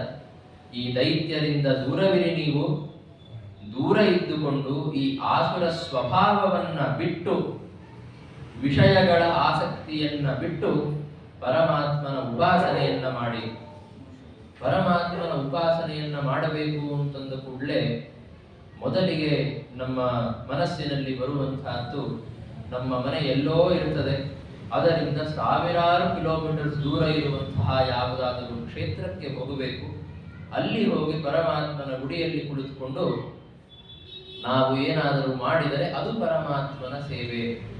ಅದು ತುಂಬಾ ಕಷ್ಟ ಆಯಿತು, ತುಂಬಾ ಆಯಾಸ ಇದೆ, ಇಲ್ಲ ಯಜ್ಞ ಮಾಡಬೇಕು, ಯಜ್ಞ ಮಾಡುವುದು ಅಂದರೆ ಸುಲಭದ ಕಾರ್ಯವಲ್ಲ, ತುಂಬಾ ಆಯಾಸ ಇದೆ, ಇದನ್ನೆಲ್ಲ ಮಾಡ್ಲಿಕ್ಕಾಗೋದಿಲ್ಲ ಅಂತ ಹೇಳಿದರೆ ಅದಕ್ಕೆ ಪ್ರಹ್ಲಾದರಾಜರಂದ್ರು, ನಹ್ಯಚ್ಯುತಂ ಪ್ರೀಣಯತಃ ಬಹ್ವಾಯಾಸೋ ಸುರಾತ್ಮಜಾಃ ಆತ್ಮತ್ವಾತ್ ಸರ್ವಭೂತಾನಾಂ ಸಿದ್ಧತ್ವಾದಿಕ ಸರ್ವತಃ ಅಂತ. ಶ್ರೀಮನ್ನಾರಾಯಣನ ಪ್ರೀತಿಗಾಗಿ ನಾವು ಕಾರ್ಯವನ್ನ ಮಾಡಬೇಕು, ಶ್ರೀಮನ್ನಾರಾಯಣನ ಪ್ರಸನ್ನಗೊಳಿಸಿಕೊಳ್ಳಬೇಕು ಅಂತಲೇ ಪ್ರವೃತ್ತರಾಗಿದ್ದೀರ ನೀವು ಅಂತಂದ್ರೆ ಅದೇನು ದೊಡ್ಡ ಆಯಾಸದ ಕಾರ್ಯ ಅಲ್ಲ. ಯಾಕೆ ದೂರ ಹೋಗಬೇಕಾಗತ್ತೆ? ದೂರ ಹೋಗುವ ಅವಶ್ಯಕತೆ ಇಲ್ಲ. ಪರಮಾತ್ಮ ಎಲ್ಲ ಭೂತಗಳಿಗೆ ಸ್ವಾಮಿಯಾಗಿದ್ದಾನೆ. ಎಲ್ಲ ಭೂತಗಳಲ್ಲಿ ನಿಯಂತೃವಾಗಿ ನಿಯಾಮಕನಾಗಿ ಇದ್ದಾನೆ. ಎಲ್ಲ ಕಡೆಗೆ ಇದ್ದಾನೆ. ನಿಮ್ಮ ಒಳಗೆ ಇದ್ದಾನೆ, ಮತ್ತೆ ನಿಮ್ಮ ಹೊರಗೂ ಎಲ್ಲ ಕಡೆಗೆ ಇದ್ದಾನೆ. ಆದ್ದರಿಂದ ದೇವರನ್ನ ಉಪಾಸನೆ ಮಾಡಬೇಕು ಅಂದ್ರೆ ಎಲ್ಲೋ ದೂರ ಹೋಗಬೇಕು ಅಂತನ್ನುವ ಅವಶ್ಯಕತೆ ಇಲ್ಲ. ನಿಮ್ಮ ಒಳಗೆ ದೇವರಿದ್ದಾನೆ, ನಿಮ್ಮ ಸುತ್ತಮುತ್ತಲು ಎಲ್ಲ ಕಡೆ ದೇವರಿದ್ದಾನೆ. ದೇವರ ಉಪಾಸನೆಯನ್ನು ನೀವು ಎಲ್ಲಿದ್ದೀರೋ ಅಲ್ಲಿಯೇ ಮಾಡಬಹುದು. ಹೀಗಾಗಿ ಎರಡು ಕಾರಣಗಳು. ಭಗವಂತ ಎಲ್ಲ ಭೂತಗಳಲ್ಲಿ ಇದ್ದಾನೆ, ನಿಯಾಮಕನಾಗಿ ಇದ್ದಾನೆ, ಮತ್ತೆ ನಿಮ್ಮ ಒಳಗೂ ಇದ್ದಾನೆ ಅಂತ ಅದನ್ನ ಅವರು ಉಪಪಾದನೆ ಮಾಡುತ್ತಾರೆ. ಎಲ್ಲ ಬ್ರಹ್ಮಾದಿ ದೇವತೆಗಳು, ಬ್ರಹ್ಮದೇವರು ಅಂತಂದ್ರೆ ಜೀವೋತ್ತಮರು, ಅವರಿಂದ ಪ್ರಾರಂಭ ಮಾಡಿ ಸ್ಥಾವರಾದಿಷು ಅಂದ್ರೆ ಜಡ ಪದಾರ್ಥಗಳ ತನಕ ಎಲ್ಲ ಪದಾರ್ಥಗಳಲ್ಲಿ ಪರಮಾತ್ಮ ಇದ್ದಾನೆ. ಎಲ್ಲ ಭೌತಿಕವಾದ ವಿಕಾರಗಳು ಅಂದರೆ ಮಣ್ಣು ಅಂತನ್ನುವುದು ಒಂದು ಭೂತ, ಪೃಥಿವೀ ಭೂತ, ಅದರ ವಿಕಾರ, ಅದರ ಒಂದು ಪರಿಣಾಮ ಕೊಡ, ಅದರಲ್ಲಿ ಪರಮಾತ್ಮ ಇದ್ದಾನೆ. ಎಲ್ಲ ಭೌತಿಕ ವಿಕಾರಗಳಲ್ಲಿ ಪರಮಾತ್ಮ ಇದ್ದಾನೆ. ಎಲ್ಲ ಭೂತಗಳಲ್ಲಿ, ಆಕಾಶಾದಿ ಪಂಚಭೂತಗಳಲ್ಲಿ ಪರಮಾತ್ಮ ಇದ್ದಾನೆ. ಮಹದಾದಿ ತತ್ವಗಳಲ್ಲಿ ಅವನು ನಿಯಾಮಕನಾಗಿ ನಿಂತಿದ್ದಾನೆ. ಎಲ್ಲ ಸತ್ವಾದಿ ಗುಣಗಳಲ್ಲಿ ಅವನಿದ್ದಾನೆ. ಹೀಗಿದ್ದಾಗ ಅವನು ಎಲ್ಲ ಕಡೆ, ಈ ಪಂಚಮಹಾಭೂತಾದಿಗಳಿಂದಲೇ ಈ ಜಗತ್ತು ನಿರ್ಮಾಣವಾಗಿದೆ, ಆ ಸತ್ವಾದಿ ಗುಣಗಳ ವಿಕಾರವೇ ಈ ಪ್ರಪಂಚ ಅಂತಾದಾಗ ಅವುಗಳಲ್ಲಿ ಭಗವಂತ ನಿಯಾಮಕನಾಗಿದ್ದಾನೆ ಎಂದರೆ ಅವನು ಎಲ್ಲ ಕಡೆ ಇದ್ದಾನೆ ಅಂತ ಅರ್ಥ. ಅವನು ಎಲ್ಲ ಕಡೆ ವ್ಯಾಪ್ತ ಅಂತಂದರೆ ನಿಮ್ಮ ಒಳಗೆ ಹೇಗಿದ್ದಾನೆ ಅಂತ ಪ್ರಶ್ನೆ ಕೇಳಿದ್ದಕ್ಕೆ ಪ್ರಹ್ಲಾದರಾಜರು ರೂಪಭೇದವನ್ನ ಹೇಳುತ್ತಾರೆ. ಪ್ರತ್ಯಗಾತ್ಮ ಸ್ವರೂಪೇಣ ಕಾಲರೂಪೇಣ ಚ ಸ್ವಯಂ ವ್ಯಾಪ್ಯ ವ್ಯಾಪಕ ನಿರ್ದೇಶ್ಯ ಹ್ಯನಿರ್ದೇಶ್ಯೋ ವಿಕಲ್ಪಿತಃ ಅಂತ. ಪರಮಾತ್ಮ ವ್ಯಾಪಕನಾಗಿದ್ದಾನೆ, ಎಲ್ಲ ಕಡೆ ಇದ್ದಾನೆ ನಿಜ, ಆದರೆ ಪ್ರತ್ಯಗಾತ್ಮ ರೂಪದಿಂದ ನಿಮ್ಮ ಒಳಗೆ ಇದ್ದಾನೆ, ಅಂತರ್ಯಾಮಿಯಾಗಿ ನಿಮ್ಮ ಒಳಗೆ ಇದ್ದಾನೆ. ಮತ್ತೆ ಕಾಲನಾಮಕವಾದ ರೂಪದಿಂದ ಎಲ್ಲ ಕಡೆ ವ್ಯಾಪ್ತನಾಗಿ ಇದ್ದಾನೆ. ಹೀಗಾಗಿ ಅವನು ಎಲ್ಲ ಕಡೆ ಇದ್ದಾನೆ, ನಿಮ್ಮ ಒಳಗೂ ಇದ್ದಾನೆ. ಆದ್ದರಿಂದ ಅವನನ್ನ ಪ್ರೀತಗೊಳಿಸುವುದಕ್ಕಾಗಿ, ಅವನನ್ನ ಪ್ರಸನ್ನಗೊಳಿಸುವುದಕ್ಕಾಗಿ ತುಂಬಾ ಆಯಾಸ ಪಡುವ ಅವಶ್ಯಕತೆ ಇಲ್ಲ. ಹಾಗಿದ್ರೆ ಏನು ಮಾಡಬೇಕು ಅಂತ ಕೇಳಿದರೆ, ಎಲ್ಲ ಭೂತಗಳ ವಿಷಯದಲ್ಲಿ ದಯಾಭಾವನೆಯನ್ನ ಹೊಂದಬೇಕು. ಯಾಕೆ? ಎಲ್ಲ ಭೂತಗಳು, ಯಾವುದೇ ಭೂತವನ್ನ ನೋಡಿ, ಎಲ್ಲ ಜೀವಿಗಳ ಶರೀರ, ಜಡ ಪದಾರ್ಥಗಳು ಯಾವುದೇ ಒಂದನ್ನು ನೋಡಿದರೆ ಇದನ್ನ ಪರಮಾತ್ಮನ ಮನೆ ಅಂತನ್ನುವಂತೆ ನೋಡಬೇಕು. ಇಲ್ಲಿ ಭಗವಂತ ಇದ್ದಾನೆ, ಇದರ ಒಳಗೆ ಅಂತರ್ಯಾಮಿಯಾಗಿ ಪರಮಾತ್ಮನ ಒಂದು ರೂಪ ಅಧಿಷ್ಠಿತವಾಗಿದೆ. ಆದ್ದರಿಂದ ಇದು ಪರಮಾತ್ಮನ ಮನೆ ಇದ್ದಂತೆ. ಇದರ ಬಗ್ಗೆ ನಮ್ಮ ಮನಸ್ಸಿನಲ್ಲಿ ಒಂದು ದಯಾಭಾವ ಇರಬೇಕು. ಈ ದಯಾಭಾವವಿದ್ದರೆ, ಈ ಎಲ್ಲ ಭೂತಗಳಲ್ಲಿ ಪರಮಾತ್ಮನ ರೂಪವಿದೆ ಅಂತಾದ್ದರಿಂದ ಇವುಗಳ ಬಗ್ಗೆ ದಯಾಭಾವ ನಿಮಗಿದೆ ಅಂತಾದರೆ ಇದರಿಂದ ಪರಮಾತ್ಮ ಸಂತುಷ್ಟನಾಗುತ್ತಾನೆ. ಆಸುರ ಪ್ರವೃತ್ತಿಯನ್ನ, ದ್ವೇಷ ಕ್ರೌರ್ಯದಿಂದ ಕೂಡಿದ ಆಸುರ ಪ್ರವೃತ್ತಿಯನ್ನ ಬಿಟ್ಟು ಈ ದಯಾಭಾವವನ್ನ ನೀವು ಸ್ವೀಕಾರ ಮಾಡಿದರೆ ಇದರಿಂದ ಪರಮಾತ್ಮ ಸಂತುಷ್ಟನಾಗೇ ಆಗುತ್ತಾನೆ ಅಂತ ಪ್ರಹ್ಲಾದರಾಜರು ಹೇಳುತ್ತಾರೆ. ಪರಮಾತ್ಮ ಸಂತುಷ್ಟನಾದರೆ ಅಲಭ್ಯವಾದಂತಹದ್ದು ಏನೂ ಇಲ್ಲ. ಐಹಿಕವಾದ, ಪಾರತ್ರಿಕವಾದ ಯಾವುದೇ ಪುರುಷಾರ್ಥಗಳು ಪರಮಾತ್ಮನ ಪ್ರಸಾದದಿಂದ ಸಿಕ್ಕೇ ಸಿಗತ್ತೆ. ಆದರೆ ಉತ್ತಮರಾದಂತಹ ಸಾಧಕರೇನಿರ್ತಾರೆ ಅವರು ಐಹಿಕವಾದ ಪದಾರ್ಥಗಳನ್ನು ಬಿಡಿ ಮೋಕ್ಷವನ್ನು ಕೂಡ ಪರಮಾತ್ಮನಿಂದ ಅಪೇಕ್ಷೆ ಪಡೋದಿಲ್ಲ. ಸರ್ವೋತ್ತಮನಾದ ಭಗವಂತನ ಪಾದಾರವಿಂದಗಳ ಸೇವೆಯಲ್ಲಿಯೇ ಅವರು ಆಸಕ್ತರಾಗಿ ಬೇರೆ ಯಾವ ವಿಷಯವನ್ನು ಅವರು ಅಪೇಕ್ಷೆ ಪಡೋದಿಲ್ಲ. ಆ ರೀತಿಯಾಗಿ ನೀವಾಗಬೇಕು ಅಂತ ಪ್ರಹ್ಲಾದನ ಉಪದೇಶ ಬಂತು. ಆಮೇಲೆ ಈ ವಿಷಯ ನನಗೆ ಹೇಗೆ ಗೊತ್ತಾಯಿತು ಅಂತ ಗುರುಗಳ ಬಗ್ಗೆ ಹೇಳುತ್ತಾರೆ. ಈ ಎಲ್ಲ ಉಪದೇಶವನ್ನ, ಈ ತತ್ವೋಪದೇಶವನ್ನ ನಾರಾಯಣ ದೇವರು ನಾರದರಿಗೆ ಮಾಡಿದರು. ನಾರದರು ನನಗೆ ಈ ವಿಷಯವನ್ನ ಉಪದೇಶ ಮಾಡಿದ್ದಾರೆ. ಅವರಿಂದ ನನಗೆ ಈ ಎಲ್ಲ ವಿಷಯಗಳು ಗೊತ್ತಾದದ್ದು ಅಂತ ಪ್ರಹ್ಲಾದರಾಜರನ್ನು ದೈತ್ಯಬಾಲಕರು ಕೇಳುತ್ತಾರೆ. ಅಲ್ಲ, ನಿನಗೆ ಕೇವಲ ಷಂಡಾಮರ್ಕರೇ ಗುರುಗಳು ಅಂತ ನಾನು ತಿಳಿದುಕೊಂಡಿದ್ದು. ನಮ್ಮ ಗುರುಪುತ್ರರಿಬ್ಬರಿದ್ದಾರಲ್ಲ, ಅವರೇ ಗುರುಗಳು, ಅವರನ್ನ ಬಿಟ್ಟು ಬೇರೆ ಯಾವ ಗುರುಗಳು ಇಲ್ಲ ಅಂತ ತಿಳಿದುಕೊಂಡಿದ್ವಿ. ಈ ನಾರದರ ಹಂತನ ಉಪದೇಶ ನಿನಗೆ ಯಾವಾಗ ಆಯಿತು ಅಂತ ಕೇಳಿದರು. ಅದಕ್ಕೆ ಪ್ರಹ್ಲಾದರಾಜರು ಕಥೆಯನ್ನ ಹೇಳುತ್ತಾರೆ. ಹಿರಣ್ಯಕಶಿಪು ತಪಸ್ಸಿಗೆ ಅಂತ ಹೋದಾಗ ಅದೊಂದು ದೊಡ್ಡ ಕಾಲ ಇತ್ತು. ಆ ಕಾಲದಲ್ಲಿ ಪ್ರಹ್ಲಾದರಾಜರ ಜನ್ಮದಕ್ಕಿಂತ ಮೊದಲಿನ ಕಾಲ. ಹಿರಣ್ಯಕಶಿಪು ಇಲ್ಲ ಅಂತಾದ್ದರಿಂದ ಎಲ್ಲ ದೇವತೆಗಳು ದೈತ್ಯರ ಮೇಲೆ ಆಕ್ರಮಣವನ್ನ ಮಾಡಿದ್ದಾರೆ, ಯುದ್ಧವನ್ನ ಮಾಡುವುದಕ್ಕೆ ಪ್ರಾರಂಭ ಮಾಡಿದರು. ಎಲ್ಲ ದೈತ್ಯರ ಸಂಹಾರವನ್ನ ಪ್ರಾರಂಭ ಮಾಡಿದರು. ಎಷ್ಟೋ ಜನ ದೈತ್ಯರು ತಮ್ಮ ಪರಿವಾರದವರನ್ನೆಲ್ಲ ಬಿಟ್ಟು ಓಡಿ ಹೋಗ್ತಾ ಇದ್ದಾರೆ. ಅದೇ ಸಂದರ್ಭದಲ್ಲಿ ಇಂದ್ರ ಬಂದು ಪ್ರಹ್ಲಾದರಾಜರ ತಾಯಿಯನ್ನ, ಅಂದ್ರೆ ಹಿರಣ್ಯಕಶಿಪುವಿನ ಪತ್ನಿಯನ್ನ ಎಳೆದುಕೊಂಡು ಕರ್ಕೊಂಡು ಹೋಗೋದಕ್ಕೆ ಪ್ರಾರಂಭ ಮಾಡಿದರು. ಅವಳು ಪಾಪ ಅಳತಾ ಇದ್ದಾಳೆ, ಆದರೆ ಏನೂ ಮಾಡಲಿಕ್ಕೆ ಆಗ್ತಾ ಇರಲಿಲ್ಲ. ಅದೇ ಸಂದರ್ಭದಲ್ಲಿ ಪರಮಾತ್ಮನ ಇಚ್ಛೆಯ ಅನುಸಾರವಾಗಿ ನಾರದರು ಅಲ್ಲಿಗೆ ಆಗಮಿಸಿದರು.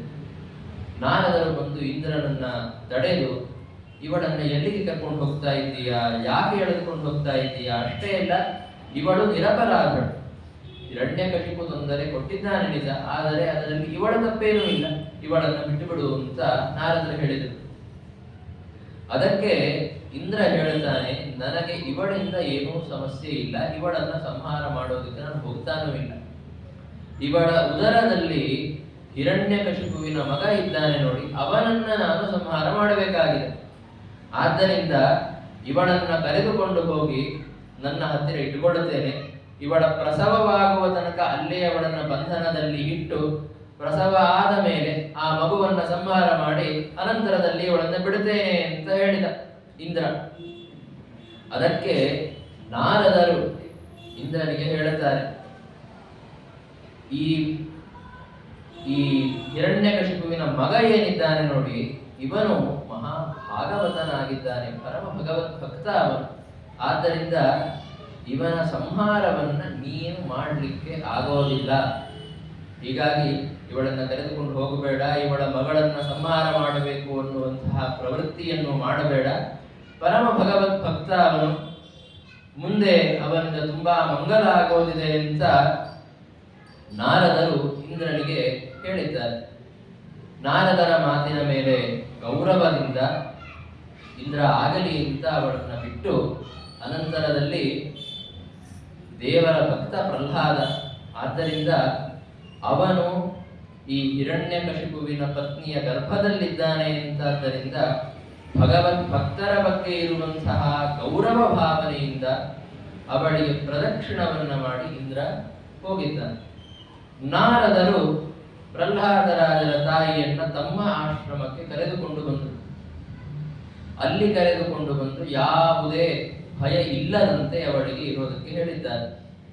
ಅವಳು ಅಲ್ಲಿ ನಿರ್ಭಯವಾಗಿ ಇರೋದಕ್ಕೆ ಪ್ರಾರಂಭ ಮಾಡಿದಳು. ಮತ್ತೆ ನಾರದರ ಸೇವೆಯನ್ನ ಮಾಡುತ್ತಾ ಇದ್ದಳು ಅವರ ಆಶ್ರಮದಲ್ಲಿ ಇದ್ದುದರಿಂದ. ನಾರದರು ಅದೇ ಸಂದರ್ಭದಲ್ಲಿ ಪ್ರಹ್ಲಾದರಾಜರ ತಾಯಿಗೆ ಮತ್ತೆ ಗರ್ಭದಲ್ಲಿರುವಂತಹ ಪ್ರಹ್ಲಾದನಿಗೆ ಇಬ್ಬರನ್ನೂ ಉದ್ದೇಶಿಸಿ ತತ್ವೋಪದೇಶವನ್ನ ಮಾಡಿದ್ದಾರೆ. ಪ್ರತಿ ದಿವಸ ತತ್ವೋಪದೇಶವನ್ನ ಮಾಡುತ್ತಾ ಇತ್ತು. ಆ ತತ್ವೋಪದೇಶದಿಂದಾಗಿ ಪ್ರಹ್ಲಾದರಾಜರ ಮನಸ್ಸಿನಲ್ಲಿ ಇಷ್ಟೊಂದು ಜ್ಞಾನ ಇದೆ. ಆ ಜ್ಞಾನ ಪ್ರಹ್ಲಾದನ ತಾಯಿಗೂ ಇತ್ತು, ಆದರೆ ತುಂಬಾ ಕಾಲ ಕಳೆದು ಹೋದ್ದರಿಂದ ಅವಳಿಗೆ ಮರೆತಿದೆ, ನನಗೆ ಮರೆತಿಲ್ಲ ಅಂತ ಪ್ರಹ್ಲಾದರಾಜರು ಹೇಳುತ್ತಾರೆ. ಹೀಗೆ ತಮಗೆ ಜ್ಞಾನ ಯಾವ ರೀತಿಯಿಂದ ಬಂದಿದೆ ಎನ್ನುವ ವಿಷಯವನ್ನ ನಿರೂಪಣೆ ಮಾಡಿ ಮತ್ತೆ ತಮ್ಮ ಉಪದೇಶವನ್ನ ಪ್ರಾರಂಭ ಮಾಡಿದರು. ಅನೇಕ ವಿಷಯಗಳನ್ನ ಹೇಳಿದ್ದಾರೆ. ಪರಮಾತ್ಮ ಯಾವ ರೀತಿ ನಮ್ಮೆಲ್ಲರ ಶರೀರದಲ್ಲಿ ಇರ್ತಾನೆ ಅಂತ ಹಿಂದೆ ಹೇಳಿದ್ರಲ್ಲ, ನಮ್ಮ ಶರೀರದಲ್ಲಿ ಇದ್ದಾನೆ ಅಂತಂದ ಮೇಲೆ ನಮ್ಮ ಶರೀರಕ್ಕೆ ಆಗುವ ವಿಕಾರಗಳು, ಅದರಿಂದ ಆಗುವ ತೊಂದರೆ ಅವನಿಗೆ ಯಾಕೆ ಆಗೋದಿಲ್ಲ ಇತ್ಯಾದಿ ಪ್ರಶ್ನೆಗಳಿಗೆ ಉತ್ತರವನ್ನ ಕೊಡುತ್ತಾರೆ. ನಮ್ಮ ಶರೀರಕ್ಕೆ ಮುಪ್ಪು ಬಂತು, ನಮ್ಮ ಶರೀರಕ್ಕೆ ಏನಾದರೂ ಗಾಯ ಆಯಿತು ಅಂದರೆ ಅದರಿಂದ ಎಲ್ಲ ರೀತಿಯ ತೊಂದರೆ ನಮಗೆ ಆಗತ್ತೆ. ನಮ್ಮ ಶರೀರದಲ್ಲಿ ನಮ್ಮ ಚೇತನ ಇದ್ದಾನೆ, ಅವನಿಗೆ ಆಗತ್ತೆ, ಪರಮಾತ್ಮನಿಗೆ ಯಾಕಾಗೋದಿಲ್ಲ ಇತ್ಯಾದಿ ಪ್ರಶ್ನೆಗಳನ್ನು ಮಾಡಿಕೊಂಡು ಅವನ ಅಚಿಂತ್ಯಾತ್ಮದ ಶಕ್ತಿಯಿಂದಾಗಿ ಹಾಗೆ ಆಗೋದಿಲ್ಲ ಅಂತ ಉತ್ತರವನ್ನ ಹೇಳಿದ್ದಾರೆ. ಹೀಗೆ ಅನೇಕ ಪ್ರಮೇಯಗಳನ್ನ ಅವರು ಉಪದೇಶ ಮಾಡಿದರು. ಆದ ಮೇಲೆ ಕಡೆಗೆ ಹೋಗಿ ಅವರು ಒಂದು ಮಾತನ್ನ ಹೇಳುತ್ತಾರೆ. ಯಾವ ಯಾವ ವಿಷಯಗಳು ಧರ್ಮ, ಅರ್ಥ, ಕಾಮ ಇತ್ಯಾದಿ ಪುರುಷಾರ್ಥಗಳ ಹಿಂದೆ ನೀವು ಓಡುತ್ತಾ ಇದ್ದೀರಾ, ಆ ಎಲ್ಲ ಪುರುಷಾರ್ಥಗಳಿಗೆ ಆಸ್ಪದವಾದಂತಹದ್ದು ಈ ಶರೀರ. ಈ ಶರೀರವಿದ್ದರೆ ಆ ಎಲ್ಲ ಪುರುಷಾರ್ಥಗಳ ಉಪಯೋಗ ಇಲ್ಲ ಅಂದರೆ ಇಲ್ಲ. ಆ ಶರೀರವೇ ಸ್ವತಃ ನಶ್ವರವಾಗಿದೆ.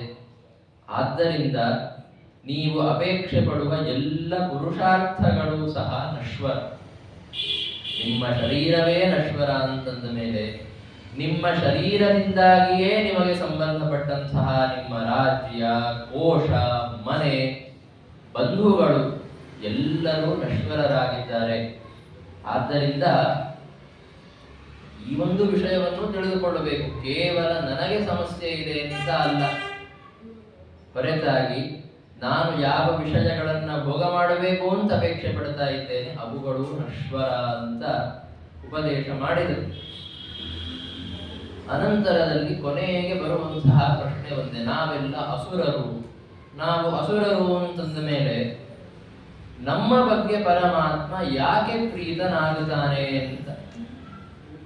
ಪರಮಾತ್ಮ ಹಾಗಿದ್ರೆ ಯಾರಿಗೆ ಪ್ರೀತನಾಗುತ್ತಾನೆ? ಉತ್ತಮ ಕುಲದಲ್ಲಿ ಹುಟ್ಟಿದ ಒಬ್ಬ ಬ್ರಾಹ್ಮಣ ಪುರುಷನಿಗೆ, ಮಹಿಳೆಗೂ ಅಲ್ಲ, ಬ್ರಾಹ್ಮಣ ಪುರುಷನಿಗೆ ಪರಮಾತ್ಮ ಪ್ರೀತನಾಗುತ್ತಾನೆ, ಬೇರೆ ಯಾರಿಗೂ ಪ್ರೀತನಾಗೋದಿಲ್ಲ ಅನ್ನುವಂಥ ಒಂದು ಭಾವನೆ ಇರುತ್ತೆ. ಆದ್ದರಿಂದ ನಾವು ಅಸುರ ಜಾತಿಯವರು, ನಮಗೆ ಯಾಕೆ ಪರಮಾತ್ಮ ಪ್ರೀತನಾಗುತ್ತಾನೆ ಅಂತ ಹೇಳಿದ್ದಕ್ಕೆ ಪ್ರಹ್ಲಾದರಾಜರಂತಾರೆ, ಯಾರು ಬೇಕಾದರೂ ಇರಲಿ, ಪರಮಾತ್ಮನ ವಿಷಯದಲ್ಲಿ ಭಕ್ತಿ ಇದ್ದರೆ ದೇವತೆಗಳು, ಅಸುರರು, ಮನುಷ್ಯರು ಎಲ್ಲರಿಗೂ ಭಗವಂತ ಪ್ರೀತನಾಗುತ್ತಾನೆ, ಅವರಿಗೆ ಮೋಕ್ಷ ಪ್ರಾಪ್ತಿ ಆಗತ್ತೆ. ಅಷ್ಟೇ ಅಲ್ಲ, ಭಗವಂತನಿಗೆ ಸಂತೋಷ ಆಗಬೇಕು, ಪರಮಾತ್ಮ ನಿಮ್ಮ ಮೇಲೆ ಪ್ರಸನ್ನ ಆಗಬೇಕು ಅಂತಂದರೆ ಬೇಕಾದಂತಹ ಏಕೈಕ ವಿಷಯ ಭಕ್ತಿ. ಭಕ್ತಿಯಿಂದಲೇ ಪರಮಾತ್ಮ ನಿಮ್ಮ ಮೇಲೆ ಸಂತುಷ್ಟ ಆಗುವುದು. ನೀವು ಬ್ರಾಹ್ಮಣರು ಅಂತಾಗಿರಬಹುದು, ದೇವತೆಗಳಾಗಿರಬಹುದು, ಅಸುರರಾಗಿರಬಹುದು, ಅಥವಾ ನೀವು ದೊಡ್ಡ ಜ್ಞಾನಿಗಳಾಗಿರಬಹುದು, ನೀವು ದೊಡ್ಡ ದೊಡ್ಡ ಕಾರ್ಯಗಳನ್ನ ಮಾಡಿರಬಹುದು, ದಾನ ಮಾಡಿರಬಹುದು, ಯಾಗ ಮಾಡಿರಬಹುದು, ವ್ರತಗಳನ್ನ ಮಾಡಿರಬಹುದು. ಈ ಇಷ್ಟೆಲ್ಲ ಕಾರ್ಯಗಳು ಪರಮಾತ್ಮನ ಸಂತೋಷವನ್ನ ಪಡೆದುಕೊಳ್ಳುವುದಕ್ಕೆ ಯಾವುದೇ ರೀತಿಯಿಂದ ಉಪಯೋಗ ಆಗೋದಿಲ್ಲ. ಒಂದು ಪಕ್ಷ ಭಕ್ತಿ ಇಲ್ಲ ಅಂತಾದರೆ ಈ ಯಾವ ವಿಷಯಗಳು ಉಪಯೋಗ ಇಲ್ಲ. ಭಕ್ತಿಯಿಂದ ಮಾಡಿದರೆ ಎಲ್ಲ ಉಪಯೋಗ ಇದ್ದೇ ಇದೆ. ಭಕ್ತಿಯಿಂದ ದಾನ ಮಾಡಿದರೆ, ಭಕ್ತಿಯಿಂದ ಯಾಗ ಮಾಡಿದರೆ ಉಪಯೋಗ ಇದೆ. ಆದರೆ ಭಕ್ತಿ ಇಲ್ಲದೆ ದಾನ ಮಾಡಿದ್ವಿ, ಭಕ್ತಿ ಇಲ್ಲದೆ ಯಾಗವನ್ನ ಮಾಡಿದರೆ, ಭಕ್ತಿ ಇಲ್ಲದೆ ಇರುವ ಪರಮಾತ್ಮನ ಬಗ್ಗೆ ಸಮರ್ಪಣ ಭಾವನೆ ಇಲ್ಲದೆ ಬ್ರಾಹ್ಮಣನಾಗಿದ್ದರೆ ಏನೂ ಉಪಯೋಗ ಇಲ್ಲ. ಇದೆಲ್ಲವೂ ಕೇವಲ ವಿಡಂಬನ. ಅಂದರೆ ಪರಮಾತ್ಮನಿಗೆ ಇದರಿಂದ ಪ್ರೀತಿಯಾಗತ್ತೆ ಎನ್ನುವಂತೆ ತೋರುವ ವಿಷಯಗಳಷ್ಟೇ. ಭಕ್ತಿ ಇಲ್ಲದೆ ಮಾಡಿದ ದಾನವನ್ನ ನೋಡಿದರೆ ಪರಮಾತ್ಮನಿಗೆ ಪ್ರೀತಿಯಾಗತ್ತೆ ಅಂತ ಹೊರಗಿಂದ ಅನಿಸತ್ತೆ, ನಿಜವಾಗಿಯೂ ಅದಾಗೋದಿಲ್ಲ. ಭಕ್ತಿ ಇಲ್ಲದೆ ಮಾಡುವ ಯಾಗಗಳನ್ನು ನೋಡಿದಾಗ ಭಕ್ತಿ ಇಲ್ಲ ಅಂತ ನಮಗೆ ತಿಳಿಯೋದಿಲ್ಲ. ಆದ್ದರಿಂದ ಅದನ್ನು ನೋಡಿದಾಗ ಪರಮಾತ್ಮನಿಗೆ ಇದರಿಂದ ಸಂತೋಷವಾಗಬಹುದು ಅಂತ ಅನಿಸುತ್ತೆ, ಆದರೆ ನಿಜವಾಗಿಯೂ ಅದರಿಂದ ಸಂತೋಷ ಆಗೋದಿಲ್ಲ. ಹೀಗಾಗಿ ತಥೋ ಹರವು ಭಗವತಿ ಭಕ್ತಿಂ ಕುರುತ ದಾನವಾಹ ಆತ್ಮೌಪಮ್ಯೇನ ಸರ್ವತ್ರ ಸರ್ವಭೂತಾತ್ಮನೀಶ್ವರೇ. ಹೀಗಾಗಿ ಭಕ್ತಿ ತುಂಬಾ ಮುಖ್ಯ. ಭಕ್ತಿಯನ್ನ ಮಾಡಬೇಕು ನಿಮ್ಮ ನಿಮ್ಮ ಯೋಗ್ಯತಾನುಸಾರವಾಗಿ. ಅದರಿಂದಲೇ ಪರಮಾತ್ಮ ಪ್ರೀತನಾಗ್ತಾನೆ. ದೈತೇಯಾಃ ಯಕ್ಷ ರಕ್ಷಾಂಶಿ ಸ್ತ್ರಿಯಃ ಶೂದ್ರಾಃ ವ್ರಜೌಕಸಃ ಖಗಾಃ ಮೃಗಾಃ ಪಾಪಜೀವಾಃ ಸಂತಿ ಹ್ಯಚ್ಯುತತಾಂ ಗತಾಃ. ದೈತ್ಯರು, ಯಕ್ಷರು, ರಾಕ್ಷಸರು, ಸ್ತ್ರೀಯರು, ಶೂದ್ರರು, ಖಗಗಳು ಅಂದರೆ ಪಕ್ಷಿಗಳು, ಮೃಗಗಳು, ಪಾಪಯೋನಿಗಳಲ್ಲಿ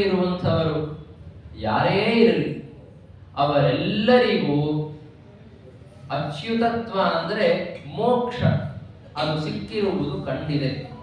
ಅದು ಗೋಪಿಕಾ ಸ್ತ್ರೀಯರು, ಪ್ರಹ್ಲಾದರಾಜರೇ ಮೊದಲಾದ ದೈತ್ಯರು, ಮತ್ತೆ ರಾಕ್ಷಸರು ಅಂದ್ರೆ ವಿಭೀಷಣ ಪ್ರಭೃತಿಗಳು, ಆಮೇಲೆ ಪಾಪಯೋನಿಯಲ್ಲಿ ಹುಟ್ಟಿದವರು ಅಂತಂದ್ರೆ ಕೃಕಲಾಸ ಕೃಷ್ಣನ ಕಥೆಯಲ್ಲಿ ಬರುತ್ತಲ್ಲ ಅವರು, ಹೀಗೆ ಅನೇಕ ಕಥೆಗಳಿವೆ. ಆ ಎಲ್ಲ ಜಾತಿಗಳಲ್ಲಿ, ಆ ಎಲ್ಲ ಯೋನಿಗಳಲ್ಲಿ ಹುಟ್ಟಿದಂಥವರಿಗೂ ಪರಮಾತ್ಮನ ಭಕ್ತಿಯಿಂದ ಮೋಕ್ಷವಾದ ಉದಾಹರಣೆಗಳಿವೆ. ಆದ್ದರಿಂದ ಭಕ್ತಿಯನ್ನ ಮಾಡಿ ನಾವು ಅಸುರ ಜಾತಿಯವರು ಅಂತಾದ್ದರಿಂದ ಪರಮಾತ್ಮ ನಮ್ಮ ಮೇಲೆ ಪ್ರೀತ ಆಗುವುದಿಲ್ಲ ಅಂತನ್ನುವಂತಹ ಭಾವನೆ ಬೇಡ ಅಂತ ಹೇಳಿದರು. ಆಮೇಲೆ ಎಲ್ಲ ಲೋಕಗಳಲ್ಲಿ, ಎಲ್ಲ ಪದಾರ್ಥಗಳಲ್ಲಿ ಪರಮಾತ್ಮನಿದ್ದಾನೆ ಅಂತನ್ನುವುದನ್ನು ನೋಡಬೇಕು. ಇದೇ ಏಕಾಂತ ಭಕ್ತಿಯ ಅತ್ಯಂತ ಮುಖ್ಯವಾದ ಲಕ್ಷಣ. ಶುನಿತೈವ ಶ್ವಪಾಕೇಚ ಪಂಡಿತ ಸಮದರ್ಶಿನಃ ಅಂತ ಗೀತೆಯಲ್ಲಿ ಹೇಳುತ್ತಾರೆ. ನಾಯಿಯಲ್ಲಿ, ಚಂಡಾಲರಲ್ಲಿ, ಎಲ್ಲರಲ್ಲಿಯೂ ಕೂಡ ಪರಮಾತ್ಮನನ್ನ ಸಮಾನವಾಗಿ ನೋಡುತ್ತಾರೆ ಜ್ಞಾನಿಗಳು. ಆದ್ದರಿಂದ ಇದೇ ಏಕಾಂತ ಭಕ್ತಿಯ ಮುಖ್ಯ ಲಕ್ಷಣ. ಎಲ್ಲ ಪದಾರ್ಥಗಳಲ್ಲಿ ಪರಮಾತ್ಮನನ್ನ ನೋಡುವುದು ಅಂತನ್ನುವುದೇ ಏಕಾಂತ ಭಕ್ತಿಯ ಮುಖ್ಯ ಲಕ್ಷಣ. ಅದು ನಿಮ್ಮಲ್ಲಿ ಇರಬೇಕು. ಎಲ್ಲರಲ್ಲಿ ಪರಮಾತ್ಮನನ್ನ ನೋಡಿದಾಗ ಎಲ್ಲರಲ್ಲಿ ದಯಾಭಾವ ಬರುತ್ತೆ. ಅದರಿಂದ ಭಗವಂತ ಸಂತುಷ್ಟನಾಗುತ್ತಾನೆ ಅಂತ ಪ್ರಹ್ಲಾದರಾಜರು ಇಷ್ಟು ಉಪದೇಶವನ್ನ ದೈತ್ಯ ಬಾಲಕರಿಗೆ ಮಾಡಿದ್ದಾರೆ. ಈ ಉಪದೇಶವನ್ನ ಮಾಡುತ್ತಾ ಇದ್ದಾರೆ ಅಂತನ್ನುವುದು ಹಿರಣ್ಯಕಶಿಪುವಿಗೆ ಮುಂದೆ ಹೋಗಿ ಗೊತ್ತಾಗಿದೆ. ದೈತ್ಯ ಬಾಲಕರು ಕೂಡ ತಮ್ಮ ಆಸುರ ಸ್ವಭಾವವನ್ನು ಬಿಟ್ಟು, ತಮ್ಮ ಗುರುಗಳು ಹೇಳಿದ ವಿಷಯಗಳನ್ನ ಬಿಟ್ಟು, ಪ್ರಹ್ಲಾದರಾಜರು ಹೇಳಿದ ವಿಷಯಗಳನ್ನ ತಮ್ಮ ಅನುಷ್ಠಾನದಲ್ಲಿ ತರೋದಕ್ಕೆ ಪ್ರಾರಂಭ ಮಾಡಿದರು. ಇದರಿಂದ ಹಿರಣ್ಯಕಶಿಪುವಿಗೆ ಕ್ರೋಧ ಬಂದು ತಾನೇ ಸ್ವತಃ ಅವರನ್ನ ಸಂಹಾರ ಮಾಡುವುದಕ್ಕೆ ಅಂತ ಪ್ರವೃತ್ತನಾಗಿದ್ದಾನೆ. ಆ ಎಲ್ಲ ವಿಷಯಗಳು ಮುಂದೆ ಅಷ್ಟಮಾಧ್ಯಾಯದಲ್ಲಿ ನಿರೂಪಣೆಯಾಗ್ತಾ ಇದೆ. ಅದನ್ನು ಮತ್ತೆ ನಾಳೆಯ ದಿವಸ ತಿಳಿದುಕೊಳ್ಳೋಣ. ಕೃಷ್ಣಾರ್ಪಣ.